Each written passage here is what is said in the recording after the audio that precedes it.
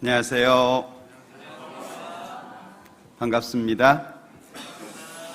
평안하시죠? 예. 찬양 들으면서 걱정이 됐어요. 이렇게 멋진 찬양을 제 생전에 처음 들은 것 같은데 좀 과했나요? 예, 좋은 찬양에 걸맞는 말씀을 드려야 될 텐데 걱정입니다. 올 한 해 우리 부산 권역 모든 형제자매님들 가정에 하나님의 사랑과 은총이 더욱 충만하기를 기도합니다. 같이 잠깐 기도하겠습니다.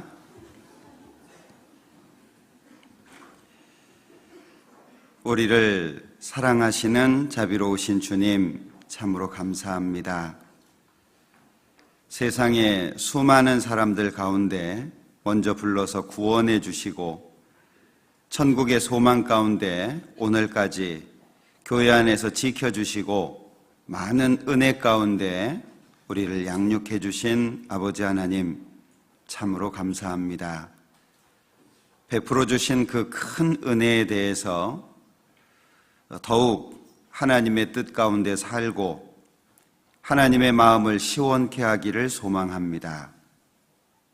때로는 넘어지기도 하고 때로는 신앙 안에서 갈등하기도 하지만 주님께서 주신 그 큰 은혜 우리 마음속에 있고 그 은혜를 다시금 순종함으로 주님께 드리기를 소망합니다. 한 해를 마감하고 한 해를 시작하면서 하나님 앞에 어떻게 살아야 할지 우리의 마음을 정할 수 있도록 도와주시고 우리 구원받은 모든 사람들 마음속에 합당한 대로 은혜로 채워주시며 또 한 해를 계획하고 설계하는데 하나님께서 동참해 주시기를 원합니다. 주님의 말씀이 전해지는 모든 곳마다 같은 은혜와 능력으로 함께 해주시고 특별히 해외에서 수고하시는 많은 선교사님들, 가족들과 함께하는 동역자 형제자매님들이 있습니다. 그들을 기억해 주시고 외롭지 않도록 지치지 않도록 하나님께서 더욱더 큰 능력과 은혜로 함께 하셔서 그 모든 곳에서도 하나님의 동일한 역사가 나타날 수 있도록 축복해 주옵소서. 더욱 이 자리에 함께 하셔서 말씀을 듣는 각 사람들 마음속에 합당한 은혜로 채워주시고 올 한 해 하나님 보시기에 기쁘게 또 하나님 앞에 영광스럽게 한 해를 살아갈 수 있도록 도와주시기를 원합니다.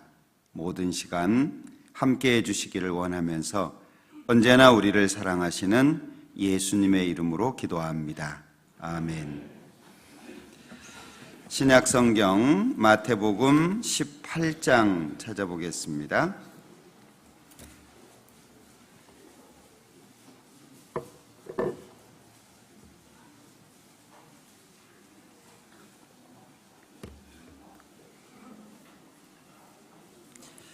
마태복음 18장 21절입니다. 마태복음 18장 21절. 그때에 베드로가 나와 가로되 주여, 형제가 내게 죄를 범하면 몇 번이나 용서하여 주리이까? 7번까지 하오리이까?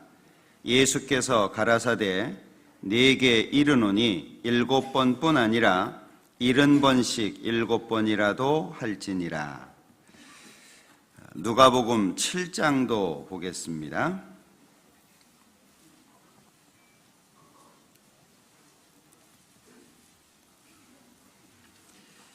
누가복음 7장 47절입니다. 누가복음 7장 47절. 이러므로 내가 네게 말하노니 저의 많은 죄가 사하여졌도다. 이는 저의 사랑함이 많음이라. 사함을 받은 일이 적은 자는 적게 사랑하느니라. 거기까지입니다. 오늘 이 시간에는 우리 그리스도인으로서 가져야 되는 또 하나님의 뜻대로 살기 위해서 필요한 두 가지의 덕목을 좀 생각을 해보려고 합니다. 성경의 탕감에 대해서 두 곳에서 말씀하고 있는데 마태복음 18장 그리고 누가복음 7장입니다.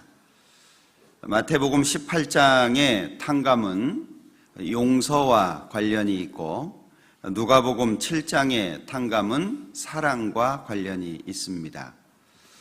하나님을 믿는 사람, 특별히 하나님 앞에 은혜를 얻고 새로운 삶을 사는, 영원하고 신령한 것을 바라보며 사는 우리에게는 필요한 것들이 있습니다.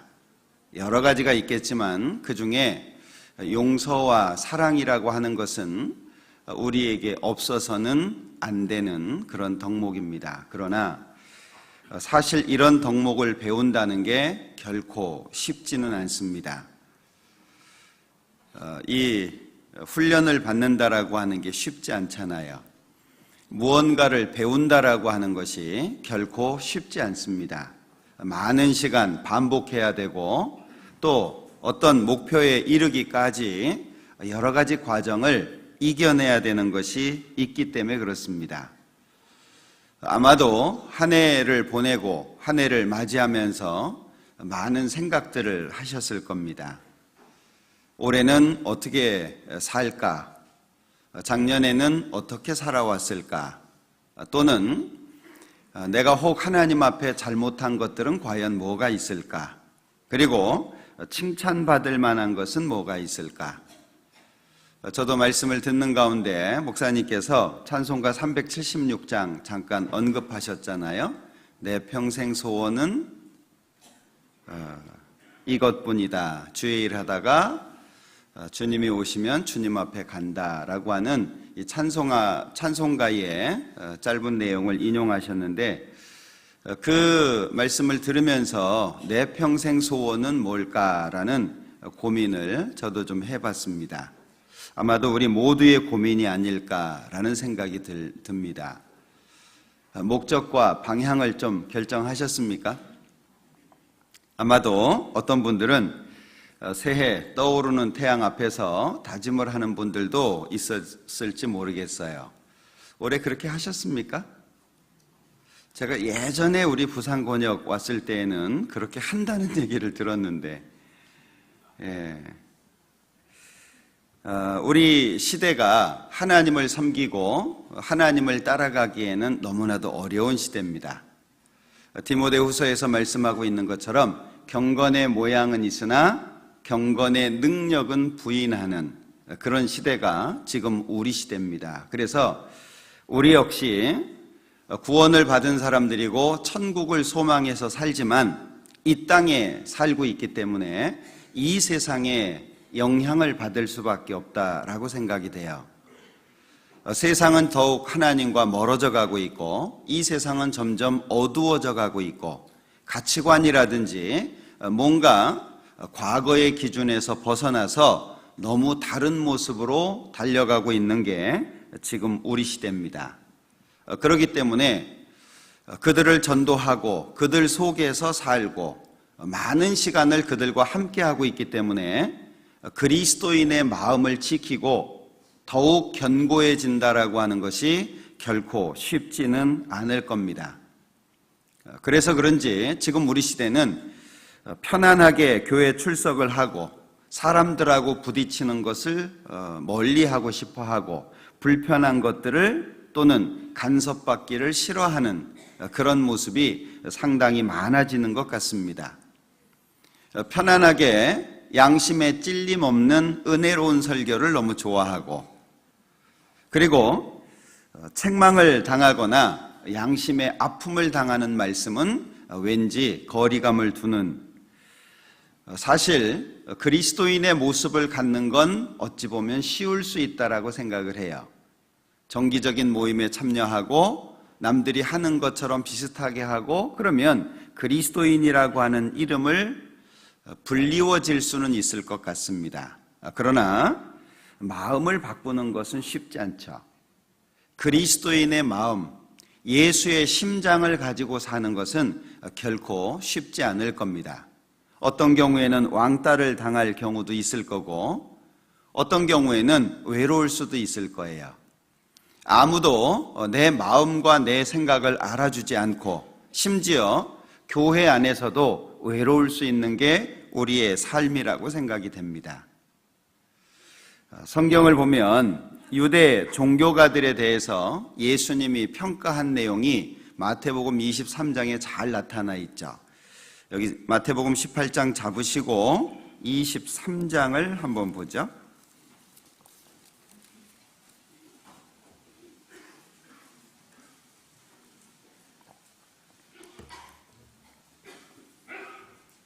(1절입니다) 이에 예수께서 무리와 제자들에게 말씀하여 가라사대 서기관들과 바리새인들이 모세의 자리에 앉았으니. 자, 예수님께서 이 종교가들에 대해서 평가하신 것은 모세의 자리에 앉았다라고 하는 거죠. 이 모세의 자리라고 하는 것은 이스라엘 백성들을 인도했던 모세, 가장 높은 위치에 있었던 인도자이기 때문에 그들 앞서 행할 수밖에 없었습니다. 자, 그 서기관과 바리새인들이 모세의 자리에 앉았다 그랬는데 3절부터는 그 모세의 자리가 어떤 모습인지를 설명하고 있죠. 3절, 그러므로 무엇이든지 저희의 말하는 바는 행하고 지키되 저희의 하는 행위는 본받지 말라. 저희는 말만 하고 행치 아니하며. 첫 번째 특징이 말만 하고 행하지 않는다라고 하는 거죠. 4절에 또 무거운 짐을 묶어 사람의 어깨에 지우되 자기는 이것을 한 손가락으로도 움직이려 하지 아니하며. 자, 남한테는 무거운 짐을 지워 놓는데 자기는 아무것도 안 한다는 겁니다. 5절, 저희 모든 행위를 사람에게 보이고자 하여 하나님 곧 그 차는 경문을 넓게 하며 옷수를 크게 하고. 5절에 저희 모든 행위를 사람에게 보이고자 한다. 그 보이고자 하는 것 가운데 차는 경문을 넓게 하고 옷수를 크게 하고 잔치의 상석, 회당의 상좌, 시장에서 문안받는 것, 사람들에게 랍비라 칭함을 받는 걸 좋아한다. 자, 이 몇 가지를 이렇게 쭉 말씀을 하셨습니다. 결국에 예수님께서 이 종교가들에게 내린 평가는 3절에 말씀하고 있는 것처럼 그러므로 무엇이든지 저희의 말하는 바는 행하고, 말은 옳게 한다는 거죠. 그러나 저희의 하는 행위는 본받지 마라. 말하는 것은 그대로 따르고 지키는 것은 괜찮은데 저희의 행위, 하는, 살아가는 모습은 본받지 말라라고 그들의 모습을 평가하셨습니다. 만약에 내 자신이 하나님 앞에 이런 평가를 받는다면 우리는 너무나도 수치스러울 거예요. 우리 마음을 잘 들여다보면 주님을 위해서 사는 것이 부담스럽고 어려워하는 마음도 있지만 그 속을 더 들여다보면 정말 주님과 함께 살고자 하는 마음이 있어요. 그 애틋하고 주님을 사랑하고 주님과의 관계가 더욱 좋아지고 주님을 위해서 또는 주님이 기뻐하시는 모습을 위해서 살고 싶은 마음이 다 있어요. 지금 내가 잘 못 산다라고 할지라도, 하나님이 말씀하시는 것을 제대로 따라가지 못한다라고 할지라도 우리 속에 그 마음이 없는 것은 아닙니다. 그런데 문제는 그것이 반복이 되는 훈련이 필요하고 힘들지만, 어제 헌금에 대해서도 말씀하셨지만 사실 헌금을 하면서 아무 생각 없이 하나님 거니까 하나님께 이런 마음을 가지면 너무 좋지만 사실 아까워하는 마음이 담겨 있기는 해요. 더욱이 경제적으로 어려운 상황이 되면 그런 마음은 더 들어요. 그런데 저는 개인적으로 그것을 넘어서서 하는 헌금이 더 아름답다고 생각이 돼요. 좋은 마음이지만 주님 거니까 주님께 괜찮아. 뭐 하나님이 다 책임지지. 굶어 죽겠어? 죽으라 그러면 죽지 뭐. 이런 마음으로 하면 얼마나 좋겠어요. 그런데 사실 그렇게까지 되지 않는다라고 할지라도 뭔가 아깝고 뭔가 염려가 되고 걱정이 되지만 그래도 하나님의 말씀이니까 하나님 쪽으로 기울어지는 그 마음이 하나님 보시기에 얼마나 아름다울까. 아이들에게 가끔 먹고 있는 것을 좀 달라고 해봅니다. 가끔 해보시죠. 그러면 어떤 아이는 막 그냥 주는 아이가 있고, 그리고 어떤 아이는 갈등하는 아이도 있어요. 이걸 줄까 저걸 줄까. 보니까 둘 다 비슷해 보이는데 가능하면 적은 걸 주기 위해서 고민을 하는 경우도 있죠. 어떤 경우에는요, 봉지를 딱 주더라고요. 그때 제가 당황했어요. 사람의 마음이 그런 것 같아요. 하나님도 마찬가지겠죠. 저는 사내 아이가 셋이 있는데 다 이제 제대했습니다. 근데 막내가 이제 작년에 제대를 하고 알바를 했어요.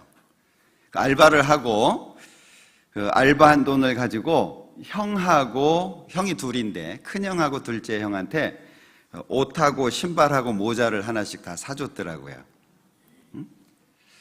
한편으로 보니까 이 짓을 내가 왜 할까 이런 고민을 하는 것 같긴 해요.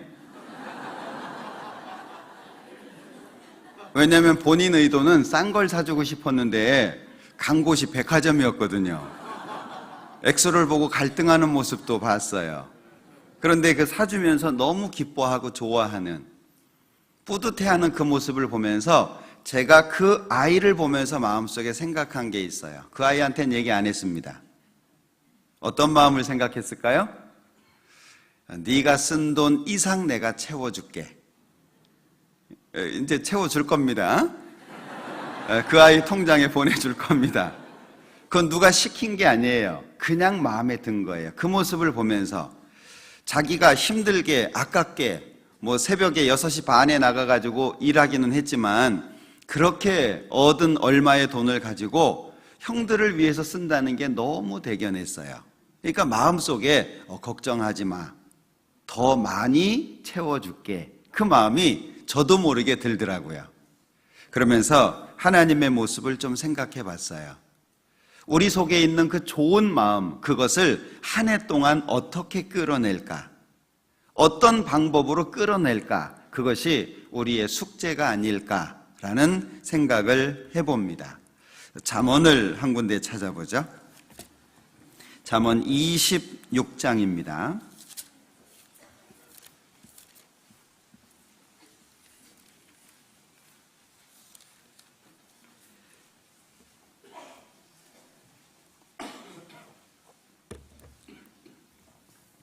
잠언 26장 7절 같이 읽어보죠.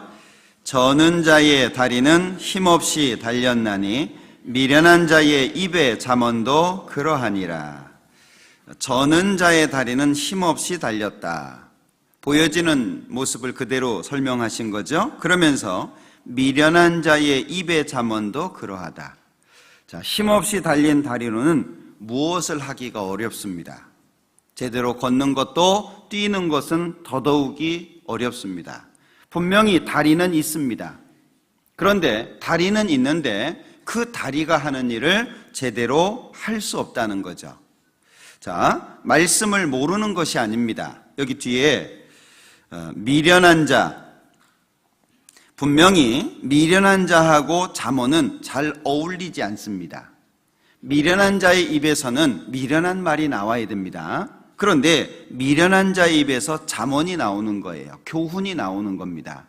그런데 그 교훈은 자기 자신도 모르고 자기 자신도 행할 수 없는 잠언입니다.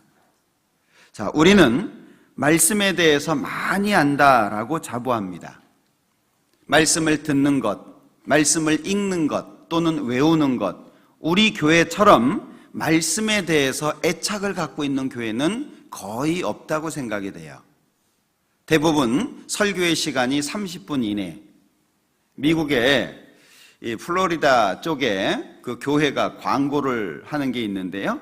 우리 교회는 설교가 8분입니다. 이렇게 광고를 합니다. 점점 짧아지는 게 추세입니다. 그리고 다양한 이벤트가 많아지는 게 추세잖아요.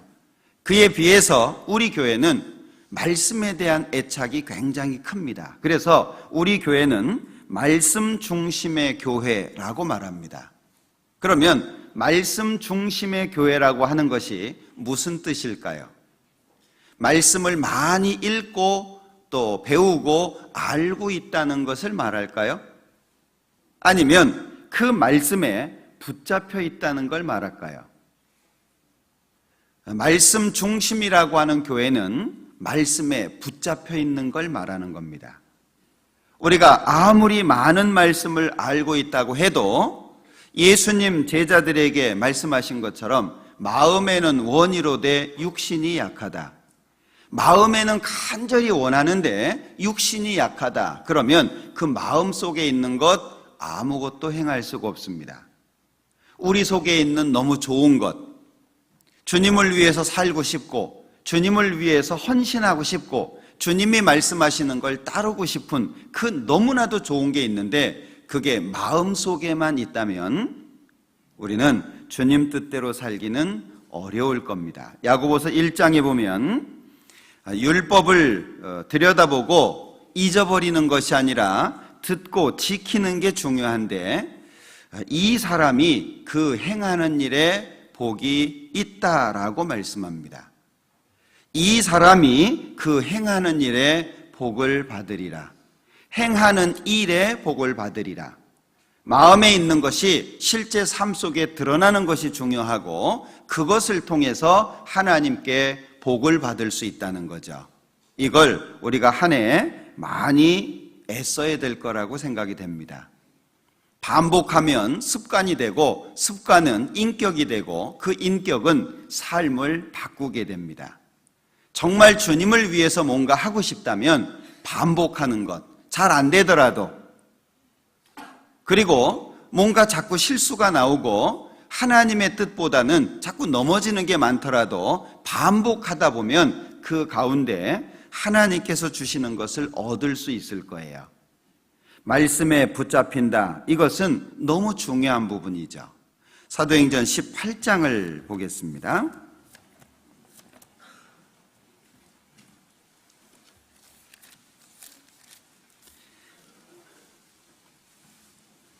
사도행전 18장 5절입니다. 실라와 디모데가 마게도냐로서 내려오매 바울이 하나님의 말씀에 붙잡혀 유대인들에게 예수는 그리스도라 밝히 증거하니. 여기 하나님의 말씀에 붙잡혀서 예수는 그리스도라고 밝히 증거했다.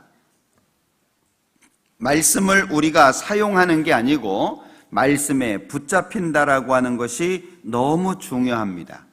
그러니까 고린도전서 4장 20절에도 하나님의 나라는 말에 있지 아니하고 오직 능력에 있습니다. 하나님의 나라는 말에 있는 게 아니다. 능력에 있는 거다. 어느 날 집에 갔더니 수도에서 이 수도 꼭지에 뭐 하나 껴놓잖아요. 물 이렇게 조정하는 거 껴놓잖아요. 그게 이제 잘 안 맞았어요. 그래서 제가 한번 해보려고 장비를 가지고 들이댔는데 저희 자매가 저한테 하는 말, 나오세요. 제가 하는 게 시원찮았던 모양이에요. 나도 할 수 있다고, 할 수 있는 거 아는데 나왔으면 좋겠다고. 그래서 힘없이 나왔던 기억이 납니다. 근데 나중에 보니까 제가 한 것보다 잘하더라고요. 왜 그랬을까요? 저보다 많이 해봤겠죠. 반복이라고 하는 게 정말 중요한 것 같아요. 그러니까 우리가 하나님의 말씀에 붙잡힌다, 하나님의 능력에 의해서 이끌려진다라고 하는 건 너무 중요한 것 같아요.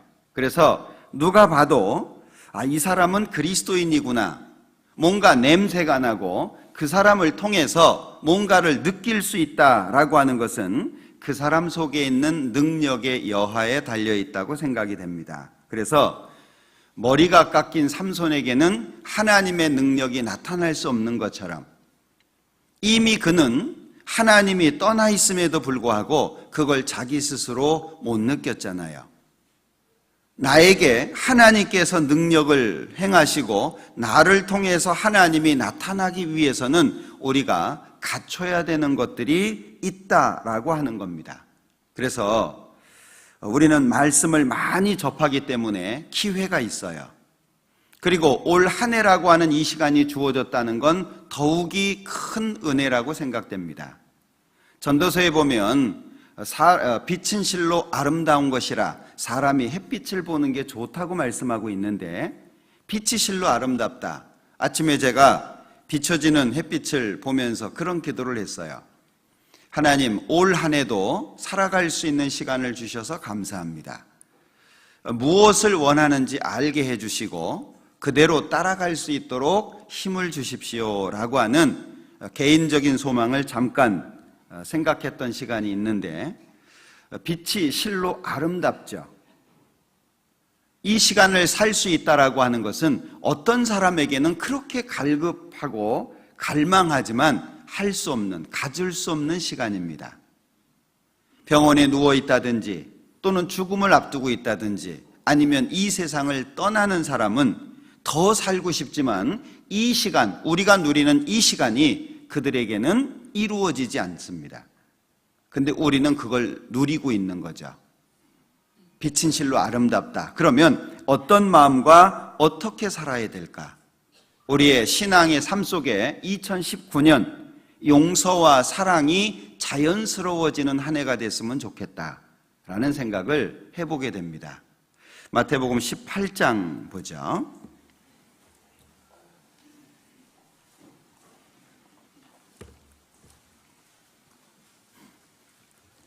21절입니다. 그때에 베드로가 나와 가로되 주여 형제가 내게 죄를 범하면 몇 번이나 용서하여 주리이까? 7번까지 하오리이까? 어떻게 작년 한 해 다 문제 같은 거 털으셨습니까? 저는 죽음을 앞두고 있는 형제 자매님들에게 꼭 드리는 말씀이 있어요. 다 털고 가세요라는 말씀을 드립니다. 이제 잠시 뒤에 하나님 만날 텐데 마음속에 있는 응어리들 다 풀고 가십시오.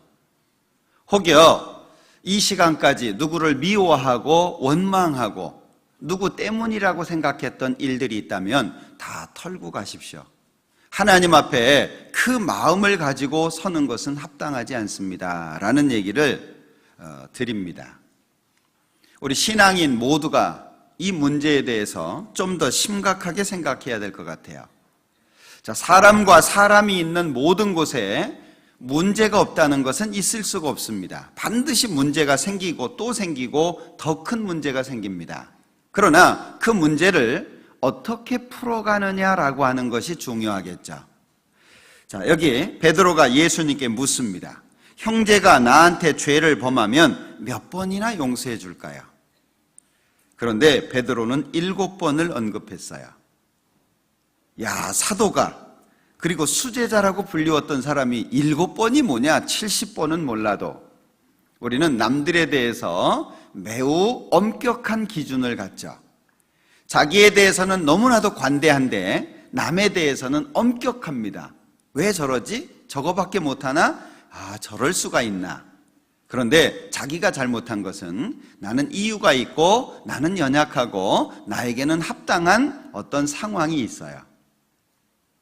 자, 7번 과연 적을까요?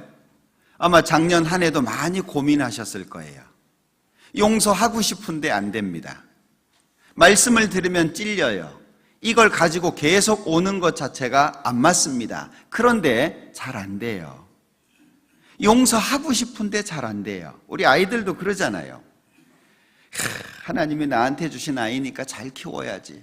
좀 말을 안 들어도 좀 못된 짓을 해도 좀 미운 것만 골라서 해도 잘해줘야지. 그러다가 그 아이 얼굴 딱 보면 어째요? 마음이 확 바뀌잖아요. 잘할 짓을 해야 잘해주지. 뭐 이런 거 있잖아요. 자, 7번이 작지 않습니다. 사실 한 번 용서하는 것도 너무 어렵습니다. 왜냐하면 하나님 안에서의 용서라고 하는 것은 쌓아두는 것이 아니라 없애는 거거든요. 쌓아두는 것은 용서가 아닙니다. 그것은 나중에 언젠가 폭발을 해요. 우리 부모님들 자녀 훈계하듯이, 우리 어머님들 기억력 정말 좋죠. 막 1년 전 거부터 뒤집어 가지고요, 언제 이랬고 다 끄집어내잖아요. 당사자는 기억을 못하는데, 이 용서는 쌓아두는 것이 아니라 없어지는 겁니다. 내 마음속에서 없어지는 거예요. 그러니까 어렵다는 얘기죠. 자, 예수님의 답변을 한번 보죠. 22절입니다. 예수께서 가라사대 내게 이르노니 7번뿐 아니라 70번씩 7번이라도 할지니라. 70번씩 7번. 오해하시면 안 됩니다. 772 49 490번 땡, 이게 아닙니다. 여기에 보면 70번씩 7번이라도 계속 이어지고 있죠. 그러니까 하나님 안에서는 무한대의 용서가 필요하다, 그 얘기예요. 그러면서 23절 이후에 예를 드신 겁니다.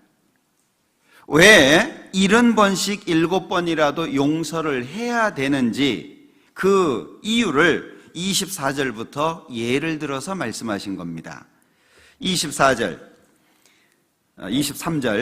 이러므로 천국은 그 종들과 회개하려 하던 어떤 임금과 같으니 회개할 때에 1만 달란트 빚진 자 하나를 데려오매 갚을 것이 없는지라. 자, 여기에 한 사람이 빚을 졌는데 1만 달란트입니다. 1만 달란트 그러니까 잘 감이 안 오죠. 달란트는 금을 잴 때 34kg의 무게를 갖고 있다고 합니다. 한 달란트가. 그게 1만 개예요. 그럼 값이 얼마일까요? 계산 안 하셔도 돼요. 잘 몰라요. 어떤 분이 계산을 하셨는데 조가 넘어갑니다. 조, 그러니까 조도 이게 잘 안 다가오죠. 우리는 뭐 몇백만 원, 몇천만 원 이래야 감이 큰데, 어쨌든 1만 달란트라고 하는 건 이 종으로서는 절대 갚을 수 없는 겁니다. 근데 빚을 진 거예요. 그런데 갚으라고 하니까 너무 그 애처로운 모습이 보여지는 겁니다. 27절에 그 종의 주인이 불쌍히 여겼다. 갚을 것이 없어서 그 고통스러워하는 그 모습을 불쌍히 여겨서 탕감을 해준 겁니다. 27절 그 종의 주인이 불쌍히 여겨 놓아보내며 그 빚을 탕감하여 주었더니, 자, 얼마나 좋은 일입니까? 이 사람에게는 너무 놀라운 충격적인 날일 겁니다. 자, 그런데 28절에 그 빚진 자, 즉 탕감받은 종에게 100데나리온을 빚진 동관이 하나 있었습니다. 그런데 그 사람을 만나서요, 28절에 하는 모습을 보면 만나 붙들어 목을 잡고 가로되 빚을 갚으라. 야, 이게 참 너무 무자비한 모습이죠. 1만 달란트 탕감 받은 사람으로서의 모습은 절대 아니에요. 그죠? 1만 달란트를 빚졌을 때 이 종의 주인은 그렇게 하지 않았습니다.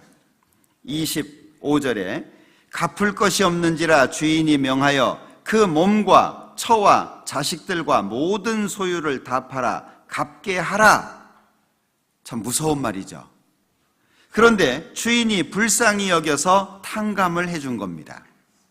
그런데 이 동관은, 이 종은 자기에게 100데나리온 빚진 사람, 데나리온은 하루 품삯이잖아요. 그러니까 100데나리온은 100일 동안 일해서 받는 보수라고 할 수 있겠죠. 자, 그 동관을 만나서요, 붙들어 목을 잡고 가로되 빚을 갚으라. 근데 갚을 수가 없는 겁니다. 갚겠다고 참아달라고 얘기하는데도 불구하고 30절 허락하지 아니하고 이에 가서 저가 빚을 갚도록 옥에 가두거늘. 아주 무자비한 모습이죠. 그러니까 옆에서 보던 사람들이 민망해가지고 주인에게 가서 말을 합니다. 그러니까 주인이 32절에 이에 주인이 저를 불러다가 말하되 악한 종아 네가 빌기에 내가 네 빚을 전부 탕감하여 주었거늘 같이 읽죠. 내가 너를 불쌍히 여김과 같이 너도 네 동관을 불쌍히 여김이 마땅치 아니하냐 하고. 자, 예수님께서 왜 이 예를 드셨을까요?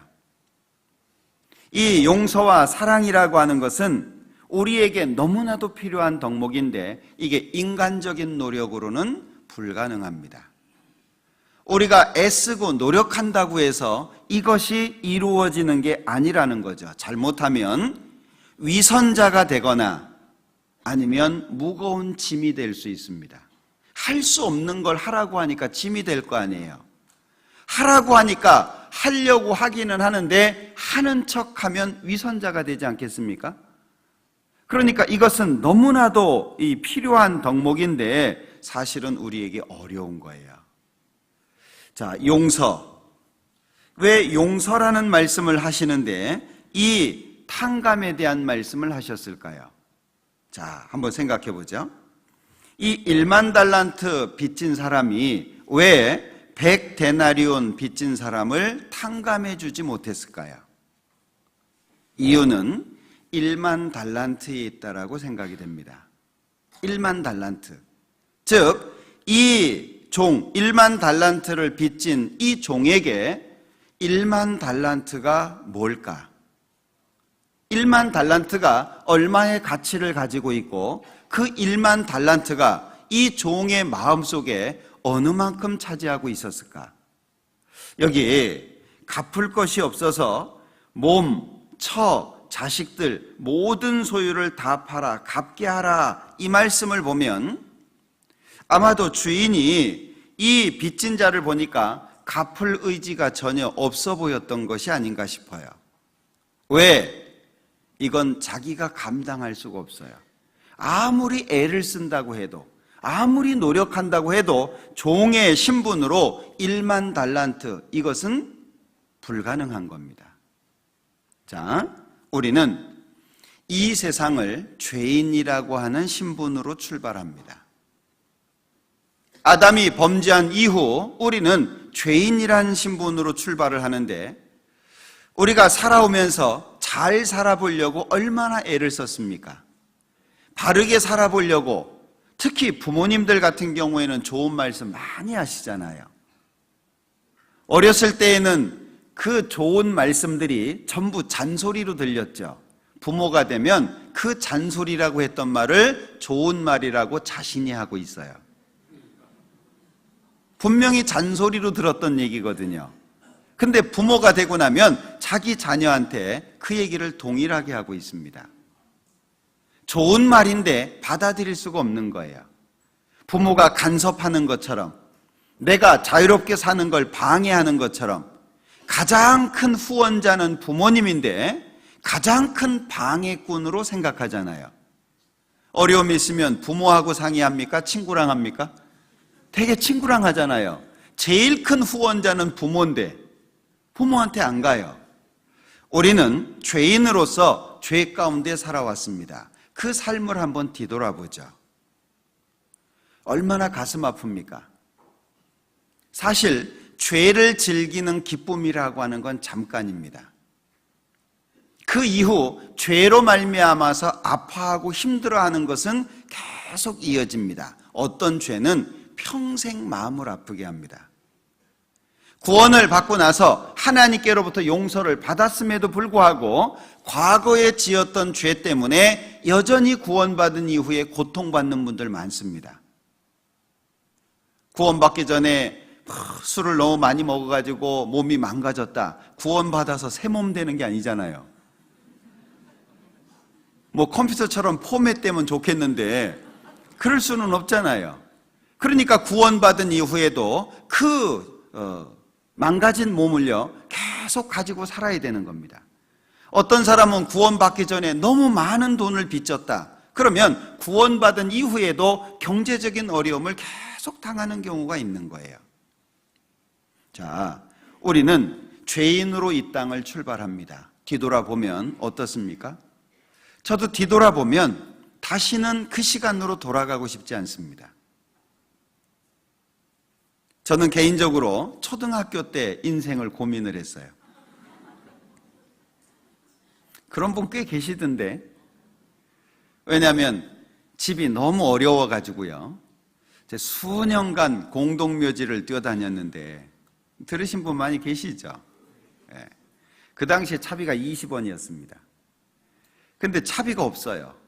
버스가 가는 길로 가면 너무 멀어요. 산길로 가는데 1시간이 좀 더 걸려요. 산길로 가야 되는데, 그래야 이제 학교가 나오는데요. 제가 있었던 곳은 사시 집성촌입니다. 그 사시 사당이 많아요. 산에 산소가 얼마나 많습니까? 그 길을 지나가면 큰 공동묘지가 있어요. 거기를 지나가야 학교가 나와요. 아침에는 괜찮습니다. 문제는 밤이죠. 전설의 고향은 또 하도 많이 봐가지고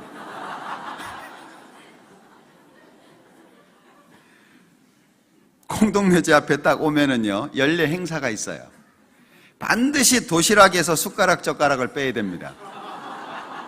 이거 안 빼면 이게 배경음악이 돼가지고요, 얼마나 무서운지. 중간에 쉬면 못 뛰거든요. 진짜 머리가 서요. 그 느낌이, 머리가 하나하나가 다 서 있는 느낌이 들어요. 그리고 그냥 귀신이 탁 나타나면 절도를 하든지 죽든지 하면 될 텐데, 그 잡힐 듯 말 듯 하는 거 있잖아요. 집에 올 때까지. 너무 힘들어요. 예? 숟가락 젓가락 빼서 책갈피 사이에 꽂고, 가방 울러매고, 모자 뒤로 딱 돌려 쓰고, 심호흡하고 이제 뜁니다. 그럼 집에 갈 때까지 쉬면 안 되는 거예요. 집에 도착하면 원망하죠. 그러니까 돌아보면은요, 왜 나는 이런 삶을 살아야 될까 하는 원망을 많이 했던 것 같아요. 부모님에 대한 원망도 너무 컸어요. 해서는 안 되는 말이지만 제대로 키우지도 못할 거 왜 낳냐, 이런 마음이 늘 있었어요, 마음속에. 그러다가 형님의 도움으로 말씀을 듣게 됐죠. 그리고 구원을 받게 됐습니다. 구원을 받을 때 그 응어리가 풀어지는 놀라운 경험을 했어요. 참 신기하더라고요. 부모님에 대한 정이 별로 없어요, 저는. 없이 자랐어요. 그냥 부모님이에요. 무서운 분, 부모. 그리고 자식을 제대로 못 키운 분. 항상 내가 원망을 해야 되는 그런 분. 마음속에 그런 응어리가 있었거든요. 근데 구원을 딱 받자마자 그 마음이 제가 의도한 게 아닌데 그냥 녹아졌어요. 그게 정말 놀라웠습니다. 그러니까 어려서부터 인생에 대한 고민을 하게 되다 보니까 일기장을 보면 나는 누구냐, 왜 사냐, 인생은 뭐냐, 죽으면 어떻게 되는 거냐, 왜 나는 요 모양 요 꼴이지, 뭐 이런 거 있잖아요. 그것도 술에 취해가지고 어떤 거는 글씨를 못 알아봐요. 막 정신없이 쓴 거니까. 근데 그런 내용들이에요. 구원받고 나서는 일기 딱 끝났습니다. 더 이상 그런 갈등을 하지 않았어요. 뒤돌아보면 죄인으로서의 삶이라고 하는 건 내가 못 바꿔요. 너무 갈등하니까 옆에 있는 분들한테 물어봅니다. 너는 어떤 마음이냐? 근데 얘기가 안 통하는 거예요. 선생님한테 물어봐요. 주어 맞죠? 예? 선생님이 주어 박습니다. 공부나 하라고. 쓸데없는 생각하지 말고. 그런 갈등 가운데에서 시간을 보내온 거예요. 그걸 제가 어쩔 수가 없어요. 우리는 24시간 못 바꿉니다. 365일 못 바꿉니다. 삶과 죽음 바꿀 수가 없습니다. 다시 말하면 정해져 있는 틀 속에 우리는 살고 있다는 거예요. 죄인으로서 바꿀 수 없는 게 있는 거예요. 아무리 애를 써도 도저히 못 바꾸는 겁니다. 1만 달란트예요. 갚을 수가 없어요. 그런데 율법이라고 하는 그 지엄한 명령 앞에 저는 잠을 못 잤습니다. 하나님 없다고 생각했고 하나님 생각하지도 않았습니다. 제가 구원받기 전에 기도해 본 적이 없어요. 왜냐하면 필요성을 못 느꼈으니까. 아무리 물어봐도 답을 해주는 사람이 없습니다. 그래서 제 스스로 답을 내렸어요. 잘 먹고 죽은 귀신은 때깔도 곱다. 제 스스로 내린 결론이에요. 답이 없으니까. 그래서 그때부터는 제가 하고 싶은 거 다 하고 살았어요. 운동을 좋아하니까 운동복, 운동기구 싼 거는 하나도 없습니다. 제일 비싼 거, 그리고 제일 화려한 거. 그래서 막 분홍색 운동복에 빨간색 운동복에, 뭐 그때는 제가 한 64kg 정도 나갔으니까 몸매도 괜찮았고, 예. 머리도 확 깎았다가 그냥 등까지 길러가지고 파마해서 그냥 막 하고 다녔다. 이 얘기는 괜히 했네요.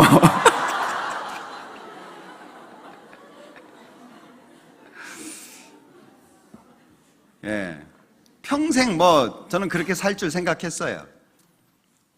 그리고 365일 술을 먹고, 술 먹는 게 낙이고, 운동하는 게 낙이고, 그리고 한국에 웬만한 웬만한 그 해수욕장은 안 가본 데가 별로 없습니다. 그게 제가 내린 결론이었어요. 그런데 저는 역사를 통해서 하나님을 배우게 됐거든요. 하나님이 계신 게 너무 명확하게 마음속에 왔어요. 근데 율법이 있더라고요. 그 법이 제가 살아왔던 흔적들을 다 일깨워 주는 거예요. 생각하기 싫은 것까지 다 생각이 나요. 밤에 잠을 못 잤어요. 저는 기도할 줄도 몰랐습니다. 제가 밤새 했던 얘기는, 하나님, 저 어떻게 합니까? 이제 죽으면 지옥이에요. 지옥이 정말 눈앞에 보이는 것 같아요. 너무 고통스러웠습니다. 제가 밤을 새려고 한 게 아니고 밤이 새졌어요.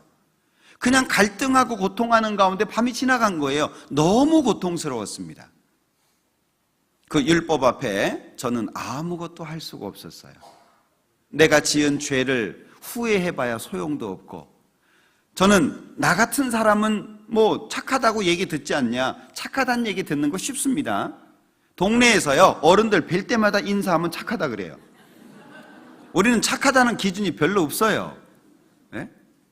그러니까 만날 때마다 안녕하세요, 건강하시죠, 반갑습니다 계속 인사하면은요, 저놈 됐어, 속도 모르고. 근데 하나님 앞에 서 보니까 이건 도저히 제가 어떻게 할 수가 없어요. 그래서 슬퍼하면서 밤을 지샜습니다. 아침에 일찍이 제 발로 찾아갔어요. 형님이 저를 전도했는데, 내가 지금 마음이 이렇다, 나 어떻게 좀 해주라. 답이 있는 것도 몰랐어요. 어떻게 좀 해야 되겠다, 난 도저히 이렇게 못 살겠다. 그러니까 형님과 형수님이 씩 웃더라고요. 그땐 되게 미워 보였어요. 나 힘들어 죽겠는데 웃고 있으니까. 지금은 이해합니다. 이놈이 됐구나, 지금 구원받을 상태가 됐구나, 이런 마음이었겠죠. 말씀을 듣고 구원을 받게 됐습니다. 예수님의 십자가, 그리고 예수님의 죽음과 그 예수님의 눈물과 땀이 정말 마음속에 기쁨이 됐어요. 참 희한하죠. 부모님을 향해서 갖고 있었던 그 단단한 응어리까지 싹 녹아버렸어요. 정말 신기하더라고요. 그 예수님의 십자가, 너무 감동스럽고 내 죄가 영원히 용서됐다는 사실 자체가 너무 행복해가지고 어쩔 줄을 모르고 방을 서성였어요. 앉아있지도 못하고 서있지도 못하고 그냥 어정쩡하게. 그 다음날 제가 회사 가서 동료들 다 불러놓고 술 사줬습니다. 너무 기뻐가지고, 나 이제 천국 간다, 기념이다, 술 먹자. 왜냐하면 술 먹으면 안 된다는 것도 생각을 못했어요. 너무 행복하니까 우리 파티 한번 하자, 이제 그렇게 한 거죠. 저 따라 하시면 안 됩니다. 그로부터 오늘까지 뒤돌아보면 그 십자가 때문에 살았던 것 같아요. 그 예수님의 피 때문에 오늘까지 살아왔던 것 같아요. 때로는 넘어질 수 있는 상황도 있었고, 때로는 하나님을 오해해서 마음에 문제가 생길 때도 있었고, 또는 형제와 형제, 교회 안에서 어려움으로 인해 가지고 하나님을 멀리할 수도 있었는데, 뒤돌아보면 그 십자가 때문에, 그 예수님의 피 때문에 오늘까지 이 자리에 있었다라고 생각이 돼요. 자, 1만 달란트, 이 종으로서는 어찌할 수 없는 겁니다. 자, 그런데 이 1만 달란트가 이 종의 마음속에 어떻게 자리했을까? 100데나리온, 이 100데나리온 빚진 사람을 탕감해 주지 못하는 모습을 보면 이 사람의 마음에는 1만 달란트가 적어진 것 같아요. 가치가 없어진 거죠. 1만 달란트, 상상할 수 없는 돈을 빚지고 있다. 그 무게감은 경험하지 않은 분은 잘 모를 것 같아요. 자, 예를 들어서 우리가 10억 빚졌다고 생각해 보죠. 10억. 그런데 빚을 갚으라고 맨날 전화합니다. 하루에 한 번씩 전화합니다. 그리고 협박을 합니다. 안 갚어? 이 도둑놈, 날도둑놈. 너 이거 띄어먹을래? 안 갚을래? 계속 전화합니다. 가끔 조폭이 하루씩 방문합니다. 너 빚졌다면서? 너 간이 배 밖으로 나왔나 봐. 뭐 이러면서 하루씩 온다고 생각해봐요. 어떻게 살겠습니까? 들들 볶인다는 말을 우리가 하잖아요. 아마 정말 살기 어려울 거예요. 이 빚졌다, 이 무게감이라고 하는 건 상상할 수 없는 겁니다. 그런데 그 빚이 순식간에 사라진 거예요. 그것도 27절에 보면 주인이 불쌍히 여겨서 탕감의 이유죠. 불쌍히 여긴 거예요. 탕감해 주셨습니다. 마음이 얼마나 커져야 될까요? 1만 달란트에 눌려 있다가 거기에서 해방되는 거예요. 그러니 100데나리온, 이 100데나리온이 눈에 들어오겠습니까? 우리 외국에 가면은요, 돈 막 쓰시는 분들이 있어요. 미국 같은 데 가면은요, 돈 부르는 이름이 다 다르잖아요. 그죠? 우리 10만 원이에요. 근데 미국 돈으로는 얼마예요? 100달러예요. 얼마 안 돼 보여요. 그게 막 써요. 그 10만 원인데 한국에서는 10만 원 쓰기 어려운데 미국 가면 100달러 쓰는 걸 쉽게 생각하시는 분들이 있더라고요. 돌아오면 이제 부도 나겠죠. 자, 생각해 보세요. 1만 달란트입니다. 그런데 자기에게 100데나리온 빚진 사람이 있어요. 1만 달란트를 탕감받았다면 100데나리온이 작아지지 않겠습니까? 그건 너무 아무것도 아닌 거예요. 다시 말하면 1만 달란트 탕감받은 것은 우리가 예수님을 통해서 우리의 모든 죄를 영원히 용서함을 받은 것이고 100데나리온을 탕감해 줘야 되는 것은 나에게 죄 짓는 형제에 대한 것을 말하고 있는 거예요. 결국에 용서는 언제 되죠? 1만 달란트가 커져야 용서가 된다는 거예요. 용서할 수 있는 힘이 없는 게 아닙니다. 우리는 다 용서할 수 있는 힘을 가지고 있어요. 구원을 받은 것이 명확하다면, 구원받은 게 틀림없다면 우리는 충분히 용서할 수 있습니다. 좋은 마음으로, 주님의 마음으로. 그런데 1만 달란트가 마음속에 어떻게 자리하느냐. 지금 우리 시대는 예수님의 십자가가 상징이 되어가는 시대입니다. 간증을 들어도 예수님의 피가 안 나와요. 간증할 때 보면은요, 막 과거 얘기는 막 화려하게 합니다. 막 제가 왕년에 막 펄펄 날아다니고 막 돌도 씹어먹고 막 쇠도 녹이고 막 별거 다 했어요. 막 그렇게 막 1시간 막 30분 1시간 얘기하다가 구원 받았어요 이러고 끝나요. 우린 뭘 듣고 싶죠? 우리 뭐 듣고 싶어요? 그 사람의 화려한 전력을 듣고 싶습니까? 그거요 안 해도 괜찮아요. 우리 뭐 듣고 싶어요?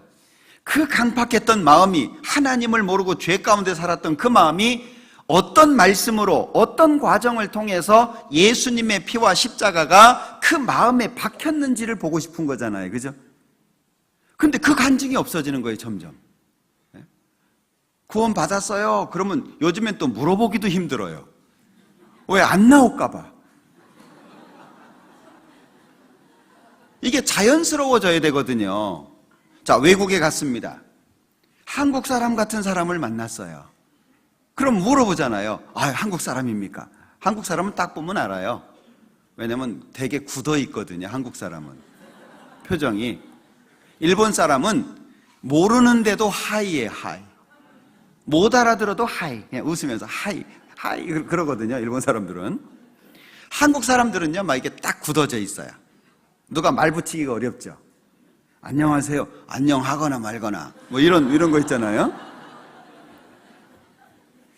자, 그런데 이 한국 사람들이 외국에 가서 한국 사람이 없는 곳에 가서 한국 사람을 만났다. 되게 반갑잖아요. 한국 사람입니까? 아, 예, 한국 사람입니다. 어디 사세요? 아, 나 부산 삽니다. 아, 그래요? 부산 어디요? 점점 이게 친밀해지잖아요. 우리가 간증하는 게 그런 거거든요. 나는 천국 갈 사람인데 당신 천국 갈 사람입니까? 아, 예, 저도 천국 갑니다. 어떻게 가게 됐습니까? 누가 전도했습니까? 이게 너무 궁금한 거 아니겠습니까? 제가 87년도에 구원을 받고 청년회에 참석을 했어요. 간증을 시키더라고요. 근데 너무 살벌한 거예요. 분위기가 맨 앞에 한 줄은 오래되신 그 형제님들, 임원하고 이런 청년 형제님들이 맨 앞에 한 줄 딱 앉았어요. 그리고 이제 호명을 해요. 나오세요. 그럼 이제 간증을 하는 거예요. 간증 딱 끝나잖아요. 박수 안 쳐요. 요즘엔 간증 끝나면 뭐 시원찮아 보여도 박수 쳐주죠. 박수를 안 치는 거예요. 그리고 앞에 있는 분들이 한 분씩 돌아가면서 질문을 해요. 질문도 제대로 합니까? 막 비비 꽈가지고 막. 네? 아, 구원받은 예수님의 피가 뭐 믿어집니까? 이렇게 물어보지도 않아요. 막 여러 가지 질문을 합니다. 제대로 답을 못 하잖아요. 다시 한번 더 들으세요. 그럼 박수 안 치고 끝나는 거예요. 그 분위기 한번 생각해 보세요. 얼마나 살벌합니까? 그런데 이제 축하합니다. 그러면 그때 이제 박수 치는 거예요. 그러면 안심하고 내려가는 거죠. 참 살벌할 때도 있었어요. 그런데 어찌 보면 지금은 누구나 인정해 주지만 과거에는 살벌했지만 차이가 좀 있죠. 그때는요, 이 복음에 대해서 쉽게 설명도 안 해줬습니다. 정말 이 사람 마음이 간절해질 때까지 그냥 냅둬 버렸어요. 좋은 모습은 아니지만, 그러니까 막 간절하게 본인이 원하다가 구원을 받았으니까 이 십자가가요, 너무 큰 거예요. 근데 지금은 상징이 되어 갑니다. 얼마나 쉽습니까? 어떤 분의 표현에 의하면 숟가락으로 밥을 떠서 입에다 넣어줘도 못 먹는데요. 얼마나 쉽게, 지금 목사님들, 전사님들 집회하는 거 보면은요, 얼마나 쉽게, 얼마나 다양하게 잘 설명해 주고 있습니까? 그런데 집회 끝나고 나도 아무것도 없는 경우가 많잖아요. 구원받았다고 말은 하는데 남는 경우가 별로 없잖아요. 십자가 얼만큼의 가치죠? 예수님의 피 얼만큼의 가치입니까? 내가 죽을 때까지 고생해도 이 죄 가운데에서 못 벗어납니다. 내가 평생 번 돈을 갖다 바쳐도 이 지옥 갈 운명에서 못 벗어납니다. 내가 죽을 때까지 누구 집에 가서 종살이를 한다고 해도 이 지옥의 운명에서 못 벗어납니다. 이 종의 자식은 종이잖아요. 노예의 자식은 노예거든요. 어떻게 바꿀 수 있겠습니까? 도저히 바꿀 수 없는 지옥에 가야만 하는 죄인의 운명에서 우리는 아무것도 한 게 없는데 벗어난 거예요. 얼만큼의 가치입니까?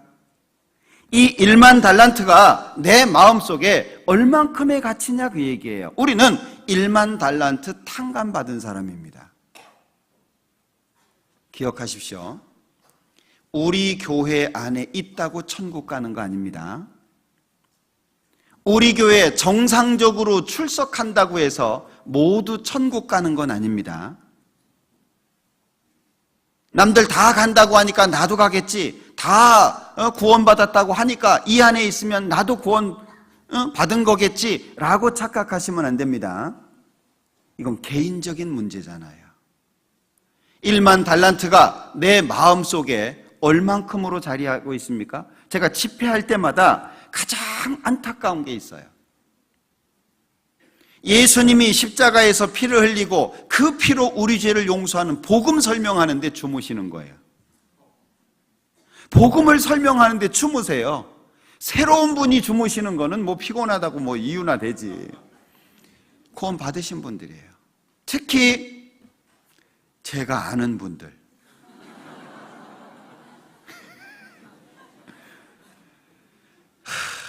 막 때려주고 싶어요. 호명해가지고 깨우고 싶어요. 심지어 어떤 분은 새로운 분 옆에다가 앉혀놓고 자기가 졸아요. 정말 가슴 아프죠. 우리 집회할 때 새로 오시는 분들 중에 좀 강팍하신 분들 있잖아요. 강사 눈에 안 보이는 자리에 앉히세요. 가능하면. 예? 또 이제 그냥 막 이분 막 어떻게든 왔다고 제일 잘 보이는 자리에 딱 앉히잖아요. 졸죠. 예? 그리고 딴짓하죠. 가끔 또 비웃으면서 피식피식 웃죠. 그러면요 강사 열받습니다. 예? 그러면 그 사람 설득시키느라고 집회가 잘 안 돼요. 아니 그렇더라고요. 해보니까 이 사람이 잘 못 알아듣는 것 같으니까는요 자꾸 또 한 얘기 또 하고 또 하고 또 하고 그래요. 잘 보이는 자리에는요 이렇게 잘 듣는 분들, 반응 잘 하시는 분들을 앉혀주세요. 그래야 집회 분위기가 좋아요. 네? 꼭 그 잘 보이는 자리에 조는 분 막 이런 분들 앉혀놓으면은요 집회할 때 답답합니다. 자, 어찌됐든 1만 달란트가 내 마음속에 얼만큼의 가치입니까? 그 가치가 제대로 잡혀 있으면 100데나리온은 아무것도 아니에요. 지옥 갈 내가 구원을 받고 지옥 갈 내가 용서를 받았는데 용서 못 받을 사람이 어디 있습니까? 그러니까 전도를 하고 잃어진 영혼을 불쌍히 여길 수 있는 마음은 어디서부터 오죠? 내가 용서받은 게 크면서 오는 거예요. 나 같은 죄인 살리신 겁니다. 찬송가 405장이잖아요. 나 같은 사람이 구원을 받았는데 용서를 받았는데 용서 못 받을 사람이 어디 있어요? 그러니까 보면 불쌍한 거예요. 이 사람 듣기만 하면 되는데 나도 들어서 됐으니까 이 사람 듣기만 하면 되는데 그런데 이 1만 달란트가 상징이 되면 내 마음이 식습니다. 내 마음이 차가워지면 다른 사람 영혼에 대해서 관심이 없어요. 그리고 나면 그것으로 끝나는 게 아닙니다. 내 마음에 하나님 것이 적어지게 되면은요 세상 것이 그때부터 들어옵니다. 저 구원받았을 당시 감히 백화점 못 갔습니다. 오래되신 분들 기억하시죠? 구원받은 사람이 감히 백화점을 가? 꿈도 못 꿨던 얘기입니다. 영화를 봐? 구원받은 사람이 영화를 본다고? 말씀 다시 들어. 기준이 엄격했을 때가 있었어요. 철저하게 세상과 구별되려고 했고 오직 하나님만을 기쁘시게 하려고 했던 시간들이 있었어요. 근데 지금은 아이 뭐 영화 배우지 우리 형제님도 있어. 아이 팔아줘야지. 그리고 봐요. 자연스러워졌어요. 구원받은 게 죄냐? 아니 구원받았다고 해서 왜 누릴 수 있는 걸 못 누리냐? 자연스러워졌어요. 명품도 자연스러워졌고 뭔가 세상 사람들이 즐기는 것들이 자연스러워졌어요. 그래도 점심 먹고 커피는 한 잔 들고 가야지. 스탁, 억스 뭐 이런 거.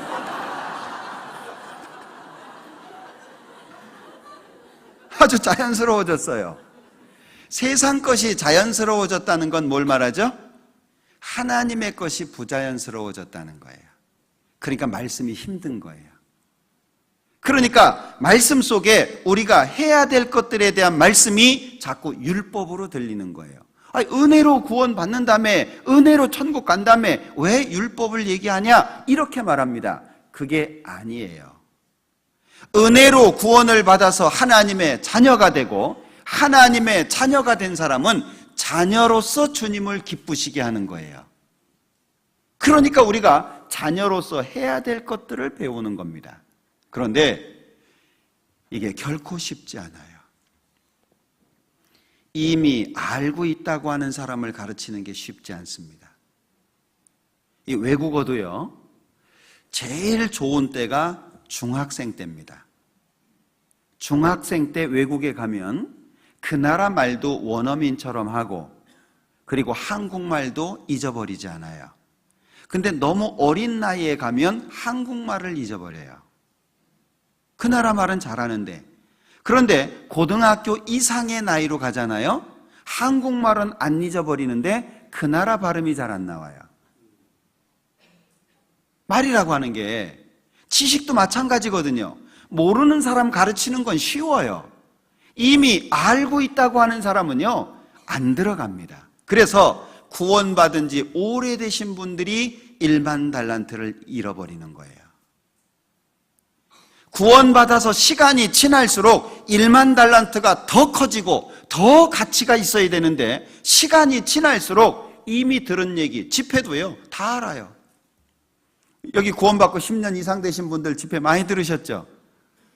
다 알아요, 다. 그 다음에 뭔 얘기할까 알아요. 그래서 전도하면서 오늘 집회 가면 목사님이 이런 얘기 해줄 거예요. 자기가 다 얘기해요. 그리고 앉아서 졸죠. 왜요? 이미 아는 거니까 신선함이 떨어졌어요. 부부 사이에 시간이 지나면 권태기가 오죠. 왜요? 너무 익숙해졌어요. 익숙해지니까 귀한 줄을 몰라요.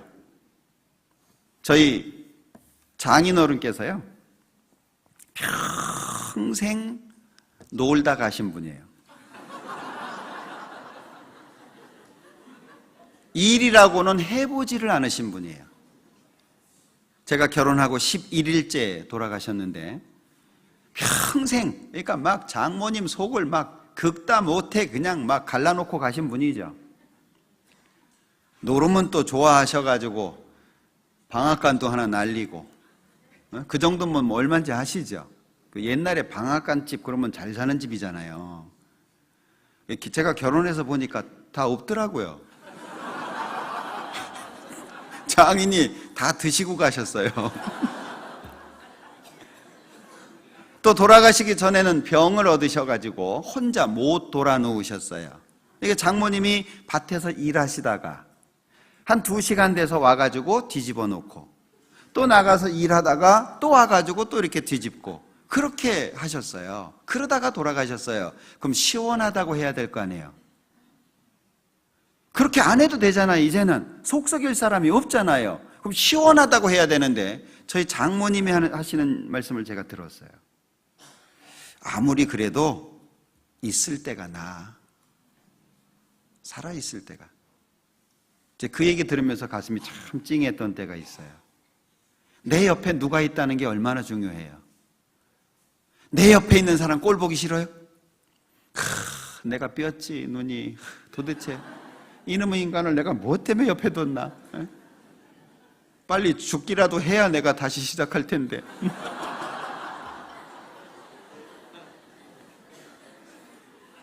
내 옆에 그 사람이 있어서 행복하신 거 아십니까? 내 옆에 이 사람이 있어서 행복한 거예요. 이 사람이 있기 때문에 내가 그런 생각도 하는 거예요. 이 사람 없으면은요, 그런 생각 못 합니다. 예수님 십자가가 그런 거예요. 시간이 지나가면서 익숙해졌어요. 이미 아는 거, 이미 갖고 있는 거. 제가 경상도 목회하면서 들은 얘기예요. 잡은 고기 누가 밥 주노?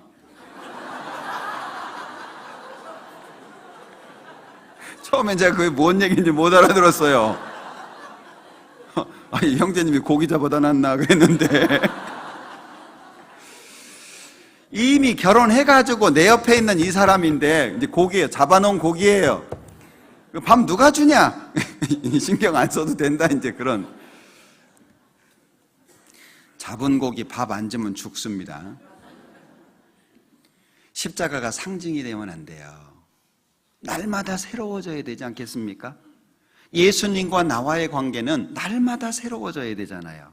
이 1만 달란트가 값이 적어지면 적어질수록 100데나리오는 커질 수밖에 없는 겁니다. 절대 용서 못하죠. 그러면 예수님께서 말씀하셨던 것처럼 여기 22절에 7번뿐 아니라 70번씩 7번이라도 할지니라. 불가능합니까? 가능합니까?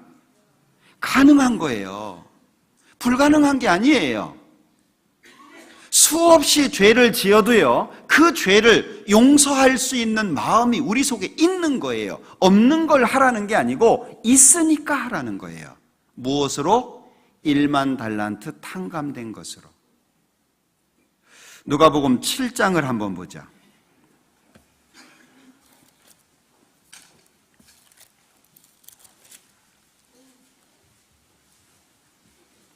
자, 누가복음 7장 36절입니다. 한 바리새인이 예수께 자기와 함께 잡수시기를 청하니 이에 바리새인의 집에 들어가 앉으셨을 때에 그 동네에 죄인인 한 여자가 있어 예수께서 바리새인의 집에 앉으셨음을 알고 향유 담은 옥합을 가지고 와서 예수의 뒤로 그 발 곁에 서서 울며 눈물로 그 발을 적시고 자기 머리털로 씻고 그 발에 입 맞추고 향유를 부으니. 자, 마태복음 18장의 탕감은 용서와 관련이 있는 겁니다. 용서, 진정한 용서는 내가 받은 용서가 클 때 가능해진다. 그걸 비유로 말씀해 주신 거예요. 용서 받을 수 없는 내가 용서를 받았으니 누구 용서 못 해주겠냐, 그런 거죠. 그게 1만 달란트 비유입니다. 그런데 여기 누가복음 7장의 탕감에 대한 것은 사랑과 관련이 있는 겁니다. 여기에 한 바리새인이 예수님을 집에 초청합니다.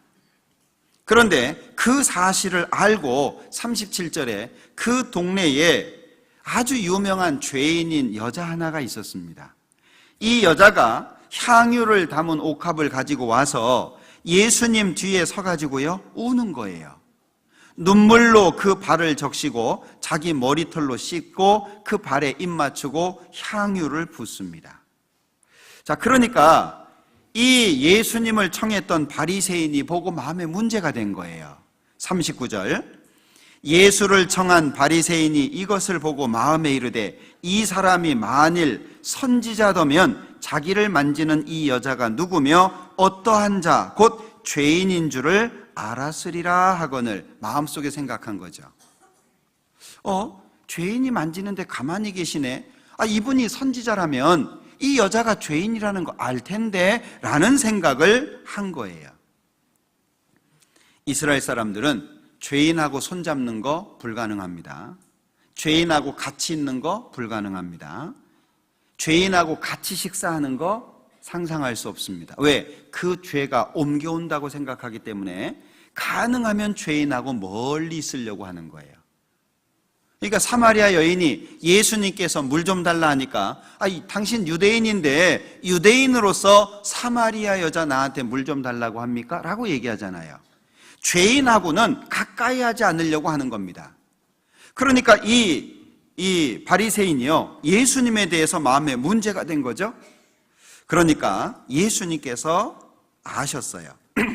자, 예수께서 대답하여 가라사대 시몬아 내가 네게 이를 말이 있다 하시니 저가 가로되 선생님 말씀하소서.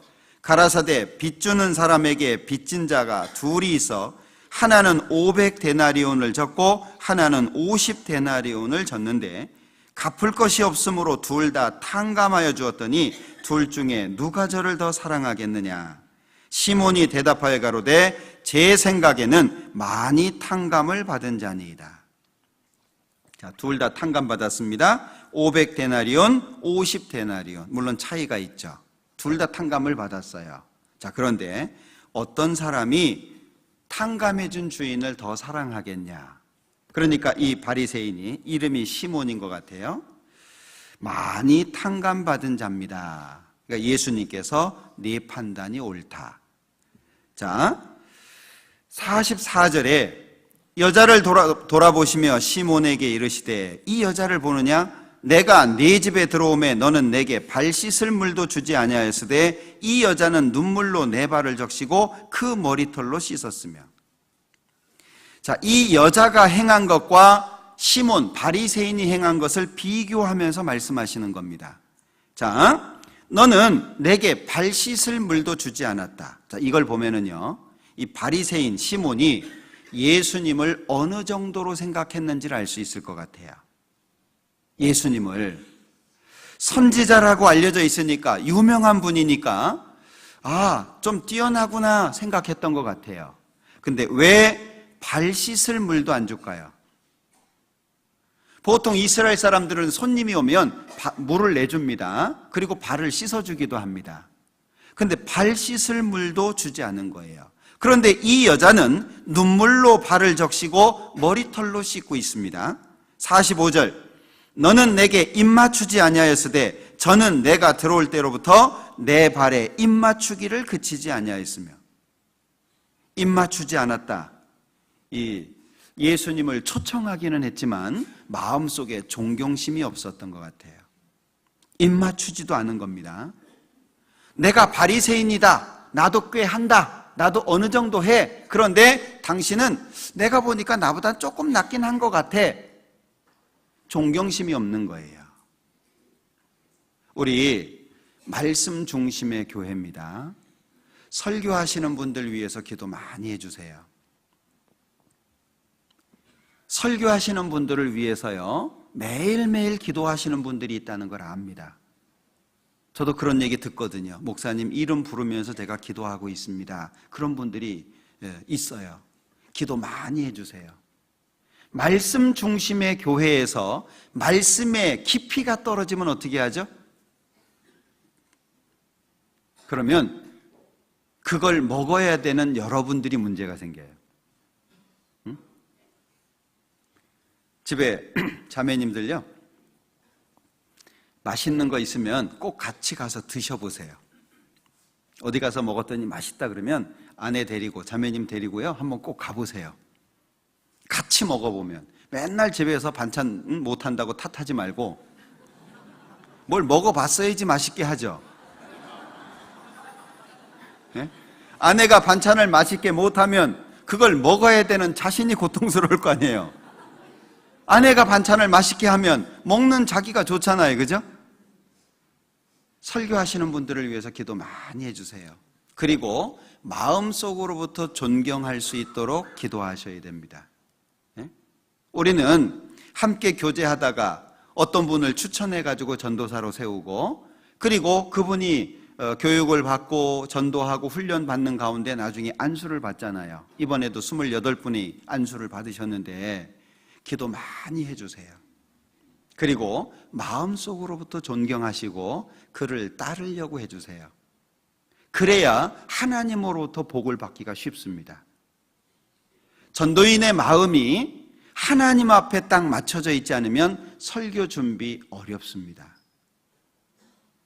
여러 가지 갈등으로 인해서 마음이 무거워지면 설교 준비 제대로 안 됩니다. 제가 해보니까 그래요.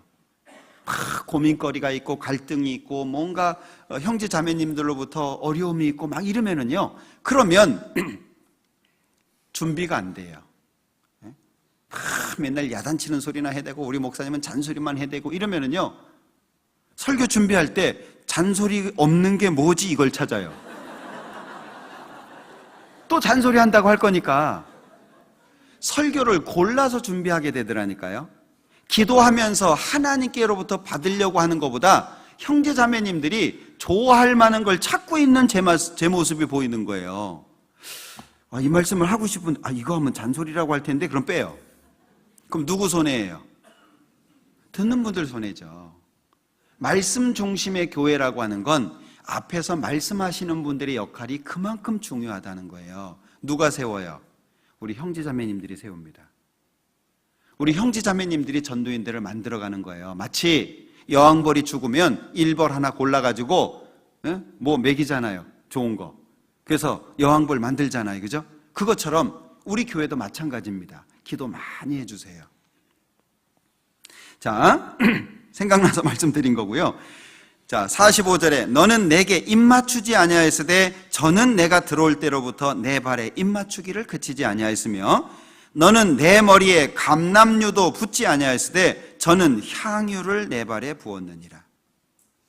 감람류도 붓지 않은 거예요. 우리식으로 말하면 너는 내가 왔을 때 식용유도 안 붓는데 얘는 올리브유 붓어 뭐 이런 거잖아요.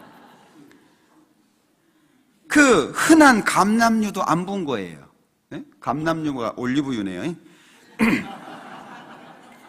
저는 향유를 부었다.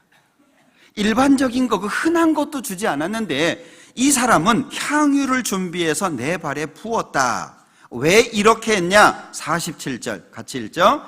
이러므로 내가 네게 말하노니 저의 많은 죄가 사하여졌도다.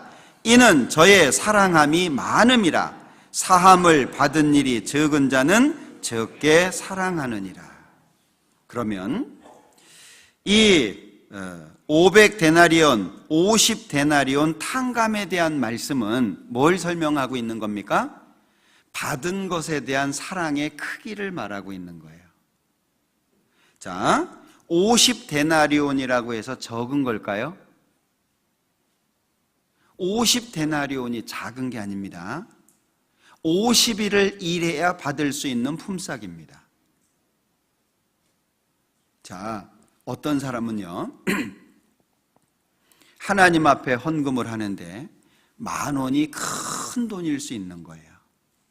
어떤 사람에게는 10,000원이 일반적일 수 있는 겁니다. 50데나리온이 작은 게 아니에요. 죄가 몇 개 있어야 지옥 갑니까? 하나만 있어도 지옥 가는 거잖아요. 500데나리온, 이것은 죄를 많이 지은 사람은 주님께 받은 용서가 크니까 더 많이 사랑한다, 이런 표현이라기보다도 자신이 받은 하나님의 사랑이 크기가 얼만큼이냐라고 하는 걸 말하고 있는 거예요. 여러분들은 받은 은혜를 50데나리온이라고 적게 생각하고 있습니까? 아니면 나 같은 죄인이라는 생각으로 500데나리온이라고 생각하고 있습니까? 만약에 50데나리온이라고 생각한다면 이 바리새인처럼 예수님을 모실 거예요. 발 씻을 물도 들이지 않고, 그리고 입 맞추지도 않고, 감람류도 붓지도 않고, 초청은 했어요. 집에 식사하자고 초청은 했습니다. 그러나 그 이상의 것은 하지 않는 거예요. 주님을 나의 주라고 인정하기는 합니다. 그러나 삶 속에 주님을 구체적으로 섬겨야 될 것은 하지 않습니다.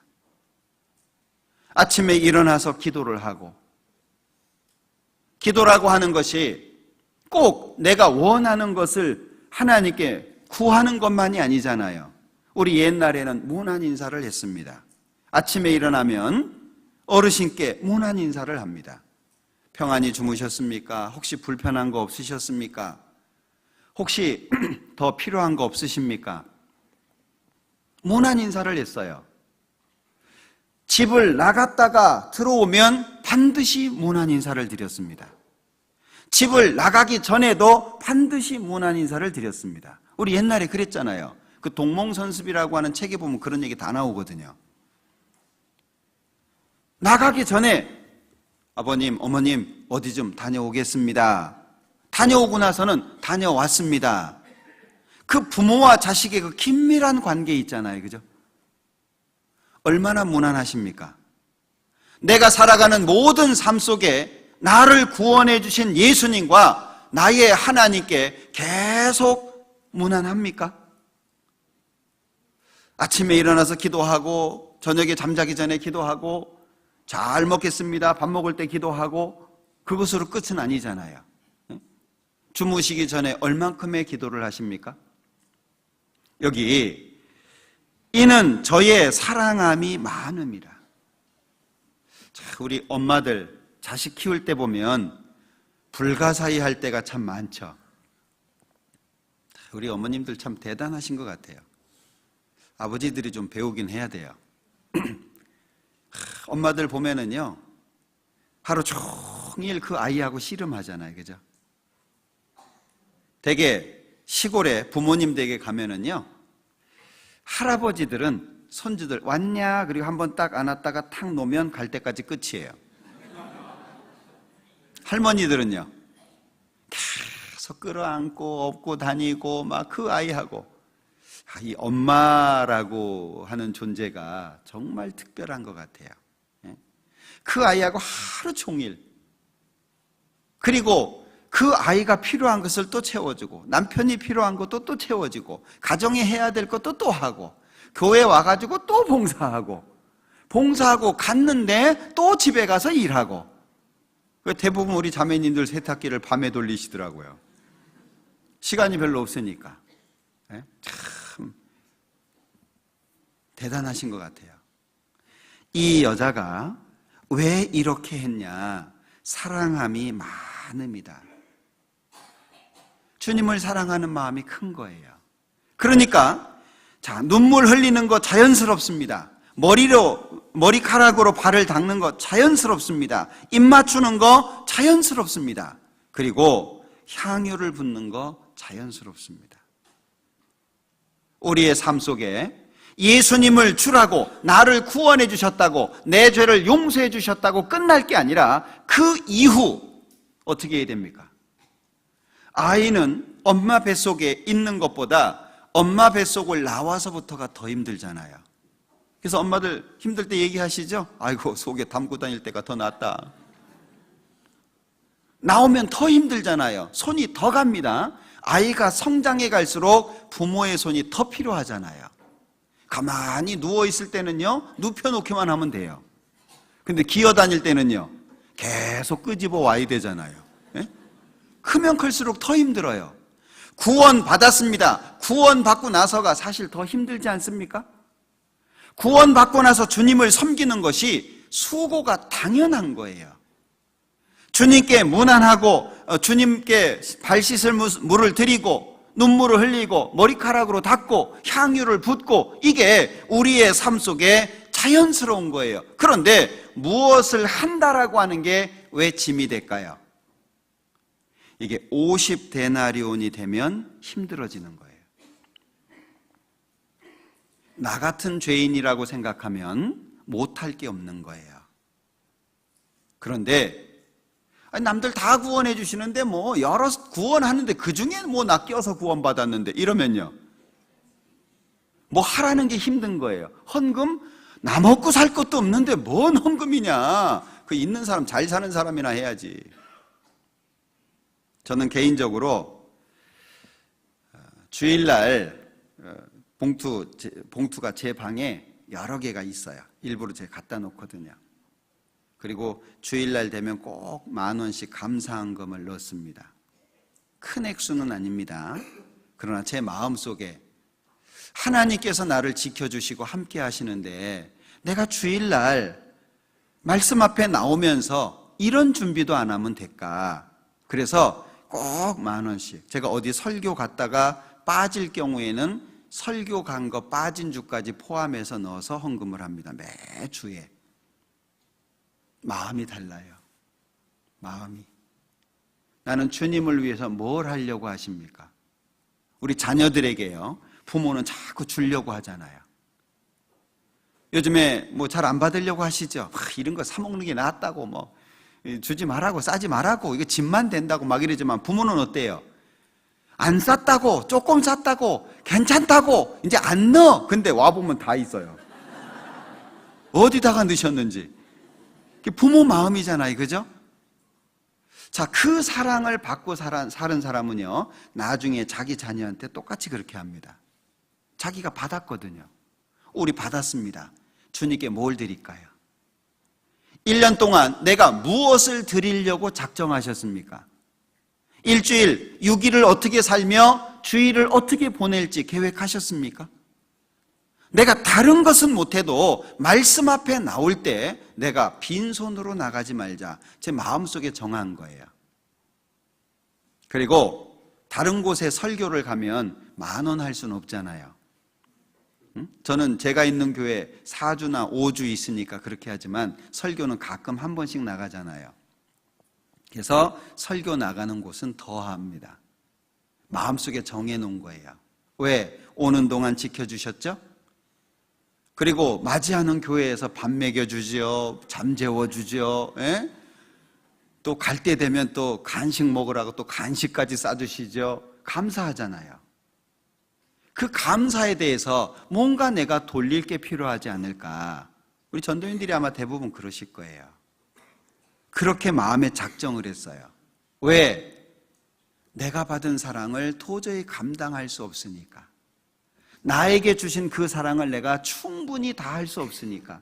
작은 삶 속에, 살아가는 삶의 방식 속에 주님을 향한, 주님께 돌리는 은혜를 담자, 그 얘기예요. 그 작은 시간들 속에서. 그러니까 여기 48절에 이에 여자에게 이르시되 내 죄사함을 얻었느니라.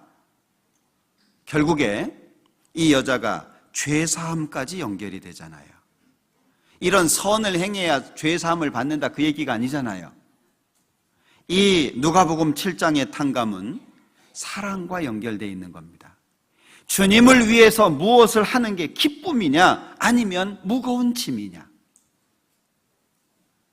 우리 반가운 손님이 집에 오면 어떻게 해요? 음식도 준비하고 선물도 준비하고.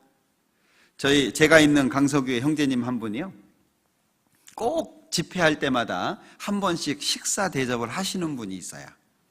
꼭 한 번씩 식사 대접을 하시는데, 이분은 자기가 그 준비한 선물이 있어요.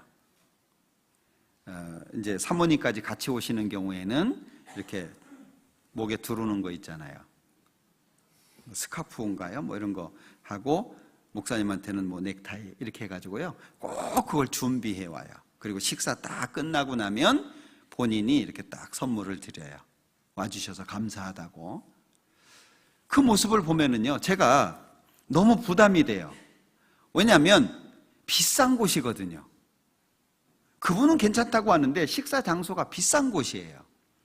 그러니까 부담스러워요. 그래서 형제님 여기까지 많이 하셨으니까 다음에는 안 하셔도 됩니다. 그럼 꼭 하시는 말씀이 있어요. 제가 이거라도 안 하면 뭘 할까요? 안 시킬 수가 없어요. 연락을 안 할 수가 없어요. 연락하기 전에 본인이 오기도 하지만 안 할 수가 없어요. 목사님, 저는 이거 하면서 기쁨을 얻는데 이거라도 못하면 전 뭐 합니까? 감사합니다. 참 그 마음이 너무 좋더라고요. 그럼 그 마음이 사람 보고 나오는 걸까요? 우리가 뭔가 주님 안에서 하려고 하는 모든 것들은 사람 보고 나오는 게 아니잖아요.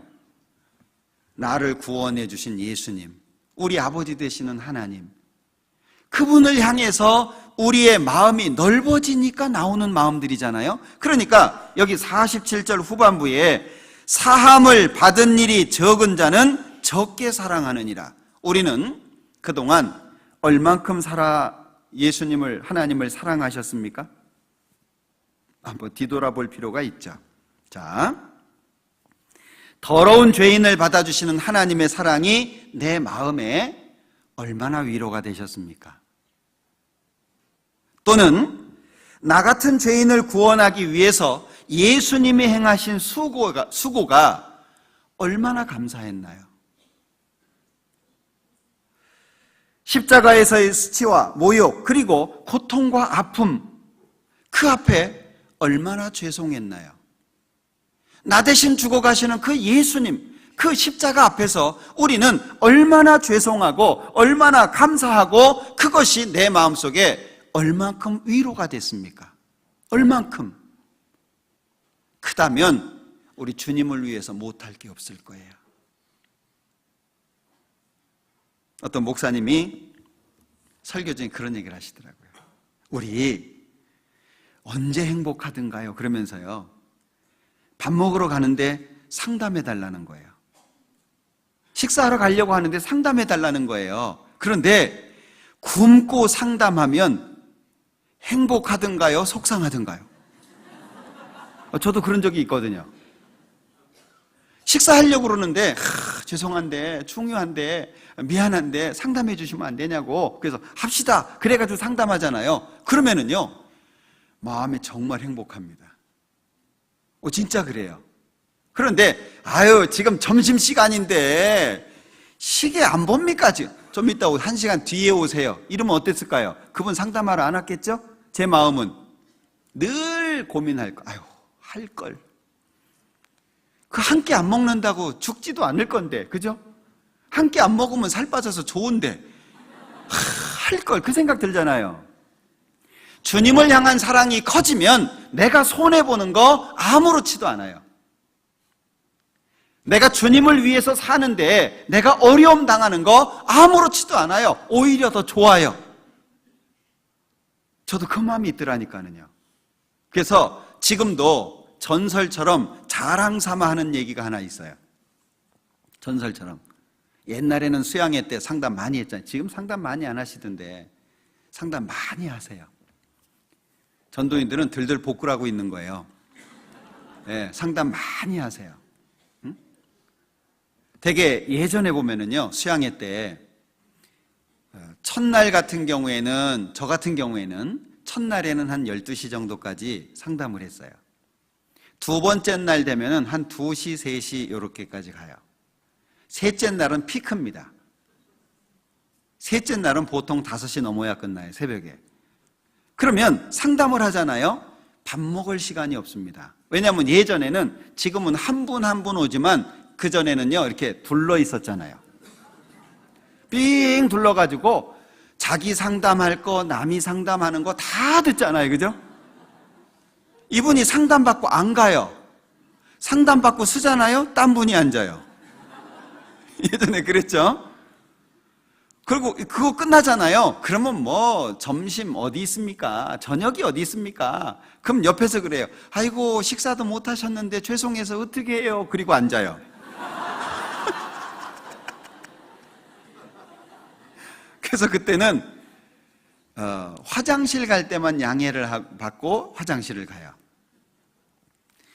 한 번은 상담 다 끝났어요. 12시 정도까지 전도 상담해요. 그 다음부터는 새벽에는 신앙 상담을 주로 많이 오세요. 멀리서 봐요. 아무도 없는 것 같은데 상담 끝나고 짐 쌀라 그러면 한 분 와요. 지켜보고 있는 거예요. 왜? 누구한테 쉽게 하기 어려운 얘기. 지켜보고 있는 거예요. 그렇게 해서 한 2분 오잖아요. 그럼 그 다음부터는 그냥 상담 끝나면 앉아 있어요. 그럼 알아서 오세요. 이렇게 마지막 상담 딱 끝나고 같이 아침 먹으러 갔던 기억이 있어요. 근데요, 그거 생각만 하면 기뻐요.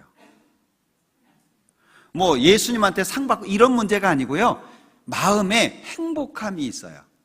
그러니까 주님을 사랑하는 마음이 얼만큼이냐에 따라서 내가 수고하고 희생한 거, 그것이 무거운 짐이 아니고 기쁨이 돼요. 그러니까 자식이 커가는 걸 보면서 기쁘잖아요. 부모의 수고가 얼마나 많이 들어갑니까? 근데 자녀가 크면, 참, 저희 큰애가 이제 27입니다. 지금 홍천에서 하사관을 하고 있는데, 저희 자매하고 이제 얘기를 했어요. 내년에는 시장에 좀 내놓읍시다. 그러면서 이렇게 생각해 보니까요, 야, 얘가 언제 이렇게 컸나? 예? 저하고 저희 집사람하고 의료보험이 그 큰애한테 올라가 있어요. 정말 신기하대요. 야, 얘가 언제 이렇게 커가지고 내가 얘 신세를 벌써부터 지냐? 네? 그 마음이 들더라고요. 주님을 사랑하는 마음이 크면 주님을 위해서 하는 수고 아무것도 아니에요. 우리 욕먹는 거, 눈물 흘리는 거 기쁨이 될 수 있어요. 그러니까 우리가 무엇을 하든지 수고하는 가운데 하나님을 향한 이 마음이 중심에 있는 거잖아요. 마태복음 18장의 달란트의 비유, 그 1만 달란트 탕감 받은 비유 있잖아요. 그 안에 1만 달란트가 크면 100데나리온 용서 쉽죠? 그것도 마찬가지예요. 누가복음 7장에서 말씀하시고 있는 이 탕감에 대해서도요, 주님을 사랑하는 마음이 크면, 주님이 나를 사랑하신 그 사랑이 500데나리온이라고 되면, 50이 아니라 500이 되면 우리는 무엇을 하면서도 행복할 수 있어요. 무엇을 하면서도 기쁠 수 있어요. 내가 전도하면서 욕먹는 거 기쁠 수 있어요. 내가 주님의 일을 하면서 왕따 당하고 외로울 때 주님의 사랑으로 행복할 수 있어요. 제가 그걸 몰랐을 때, 구원받고 얼마 안 됐을 때 회사에서 제가 제일 처음 구원받았거든요. 너무 힘든 거예요. 전도하니까 받아주는 사람은 없어요. 회사에 소문이 났어요. 쟤 따라가면 음란 비디오 보여준다. 참 악하죠. 네? 소문도 그렇게 나고, 쟤 전도하지 못하게 해라. 제가 이제 사람들 휴식 시간이 있잖아요. 모여가지고 이제 커피도 마시고 이러는데 자판기 앞에 모여 있잖아요. 제가 그 시간에 가면 다 가요. 파해서. 제가 가면 다 파하는 시간이에요. 참 너무 외롭더라고요. 왜 내가 구원을 받았을까? 이런 생각도 해보기도 하고. 예? 그때마다 제가 자주 갔던 곳이 있어요.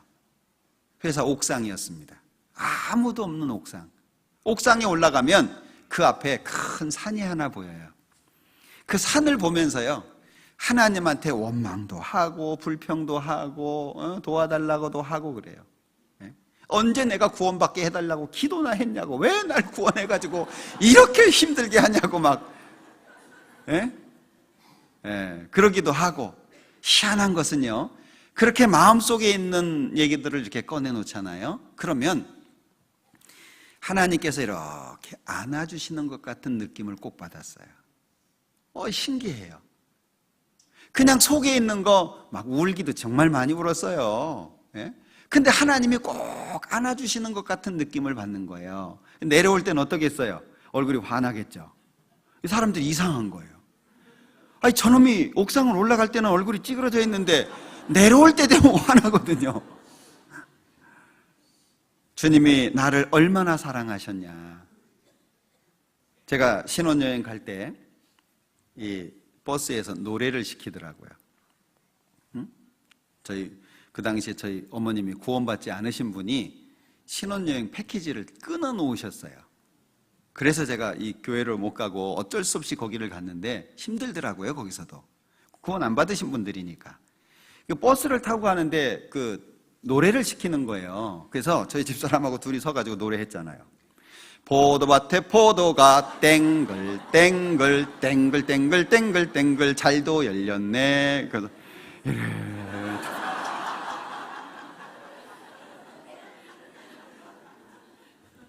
저는 처음에 기도하는 게 짐이었어요. 창피했어요. 사람들이 다 나 쳐다보니까. 근데 기도가 특권이라는 걸 나중에 알았어요. 결국에 우리가 행하는 모든 것은 주님의 우리에게 베풀어 주신 사랑과 은혜가 내 마음속에 얼만큼 자리하고 있는지에 대해서 다르게 나타날 수 있다는 거예요. 사랑과 용서, 이건 우리에게 너무 중요한 거잖아요. 올 한 해도 우리 마음을 아프게 하는 분들이 많이 있겠죠?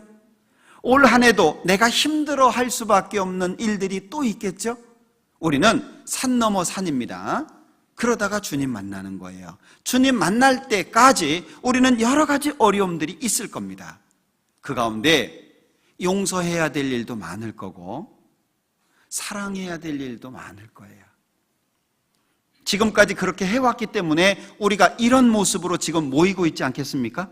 그러니까 우리는 주님 오실 때까지 주님께로부터 받은 그것을 잊지 말고 그것을 바탕으로 해서 더 많은 사람에게 그것을 보여줘야 될 거예요. 용서와 사랑, 우리에게는 없습니다. 우린 할 수 있는 능력이 없습니다. 그러나 주님께는 무한하십니다. 주님은 얼마든지 갖고 계십니다. 그것을 우리 마음속에 담아서 또 다른 사람에게 베풀어야 될 거예요. 그래서 기억하실 것 첫 번째, 깊이 파고. 깊이 파고. 누가복음 6장에 말씀하시잖아요. 깊이 파고. 집을 질 때 제일 중요한 게 깊이 파는 겁니다. 우리 신앙생활 그냥 건성건성 하려고 하지 말고요, 깊이 파는 게 중요합니다. 누가복음 6장 찾아보죠. 48절.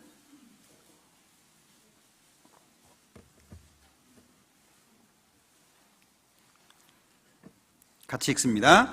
집을 짓되 깊이 파고 주초를 반석 위에 놓은 사람과 같으니 큰 물이 나서 탕류가 그 집에 부딪히되 잘 지은 연고로 능히 요동케 못하였거니와. 집을 지을 때 가장 중요한 건 깊이 파고입니다. 두 번째, 물로 씻어. 우리가 용서하고 사랑하기 위해서 필요한 삶에 실행해야 될 것들, 첫 번째가 깊이 파고입니다. 그리고 두 번째는 물로 씻어. 히브리서 10장을 한번 보죠.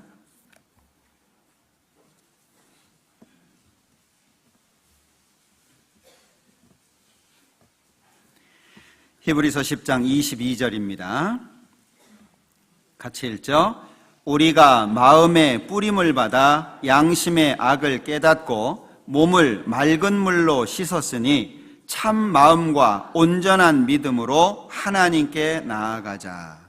여기 마음의 뿌림을 받아 양심의 악을 깨닫고 몸을 맑은 물로 씻었다, 목욕한 겁니다. 물로 씻어 말씀으로 깨끗하게 하사 계속 씻어야 돼요. 우리는 우리의 삶 속에 잘못했던 것들, 실수했던 것들, 이런 것들 다 주님 앞에서 매일매일 씻어야 됩니다. 정금이라고 해도 빛을 잃을 수 있고 유리창도 더러워질 수 있습니다. 계속 닦는 게 중요한 겁니다. 그리고 마지막 세 번째는 볼 수 있는 걸 봐야 되는데, 들을 수 있는 걸 들어야 되는데, 무엇이 복이 있냐? 복이 있도다. 진정한 복이라고 하는 것이 어디에 있는지를 아는 게 필요할 거예요. 마태복음 찾아보죠. 마태복음 13장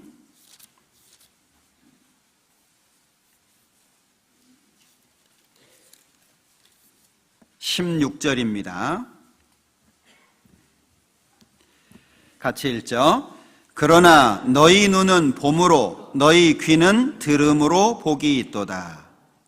봐야 될 것을 보고 들어야 될 것을 들어야 됩니다. 우리는 보지 말아야 될 것을 보는 경우가 있고 듣지 말아야 될 것을 듣는 경우가 있습니다. 요한복음 9장에 보면 날 때부터 소경된 사람을 예수님이 눈을 띄워주잖아요. 그런데 종교가들은요, 계속 묻습니다. 너 어떻게 눈 떴냐? 예수님이 이렇게 눈 띄워줬습니다. 부모를 데리고 옵니다. 부모한테 가서 정말 네 아들이냐? 안 믿는 거예요. 다시 묻습니다. 어떻게 눈 떴냐? 이상하다. 이 사람이 내 눈을 뜨게 하였으되 당신들이 그가 어디서 왔는지 알지 못하는도다. 예수님이 그 앞에 계시는데도 불구하고 그들은 봐야 될 걸 보지 못하고 들어야 될 걸 듣지 못한 겁니다. 복이 어디에 있습니까?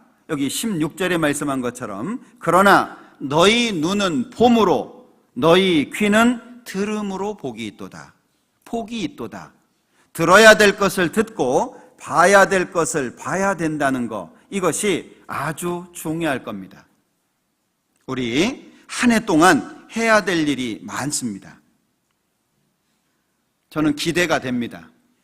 하나님께서 우리를 어떤 모양으로 사용하실까? 어떻게 더 우리를 사용하실까? 어느 곳에 우리를 보내실까? 우리가 맡고 있는 일들이 쉽지 않습니다. 우리 주님 오시기 직전에 살고 있습니다. 우리 시대는 주님을 떠나서 멀리 있고 마음에 있는 불만, 불평을 쏟아놓는 시대입니다. 그러나 우리는 어떤 마음으로 살까요? 오직 예수, 오직 하나님입니다. 주님이 주시는 것을 귀하게 여기고 그것을 보배로 생각해서 눈에 보이는 것보다 보이지 않는 것, 참되고 영원한 것에 마음을 두고 사는 것, 그게 우리의 삶이 돼야 되지 않을까? 시편 84장입니다.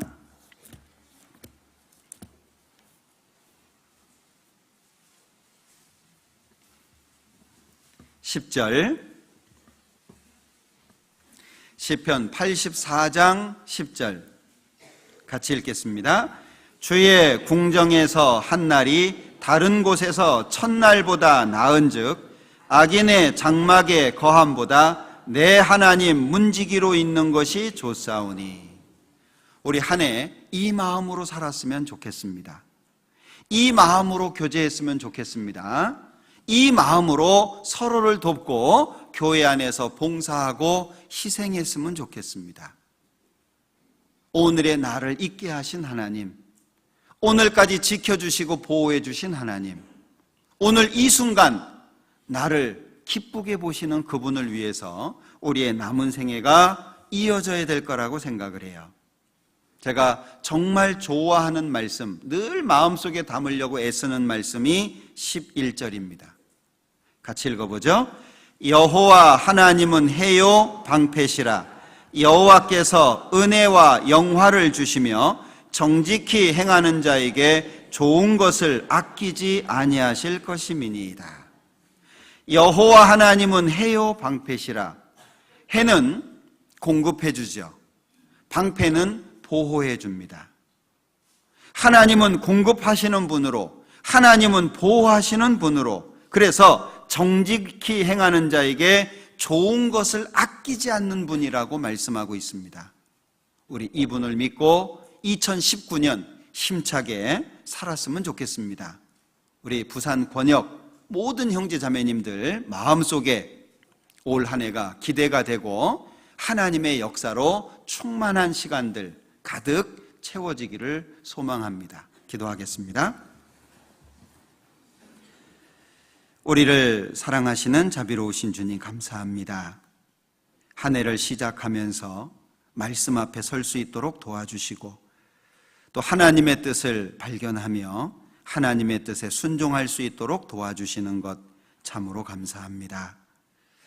우리가 살아도 주를 위하여, 죽어도 주를 위하여 우리의 삶이 오직 주님으로 인해서 가능하다는 것을 잊지 않도록 도와주시기를 원합니다.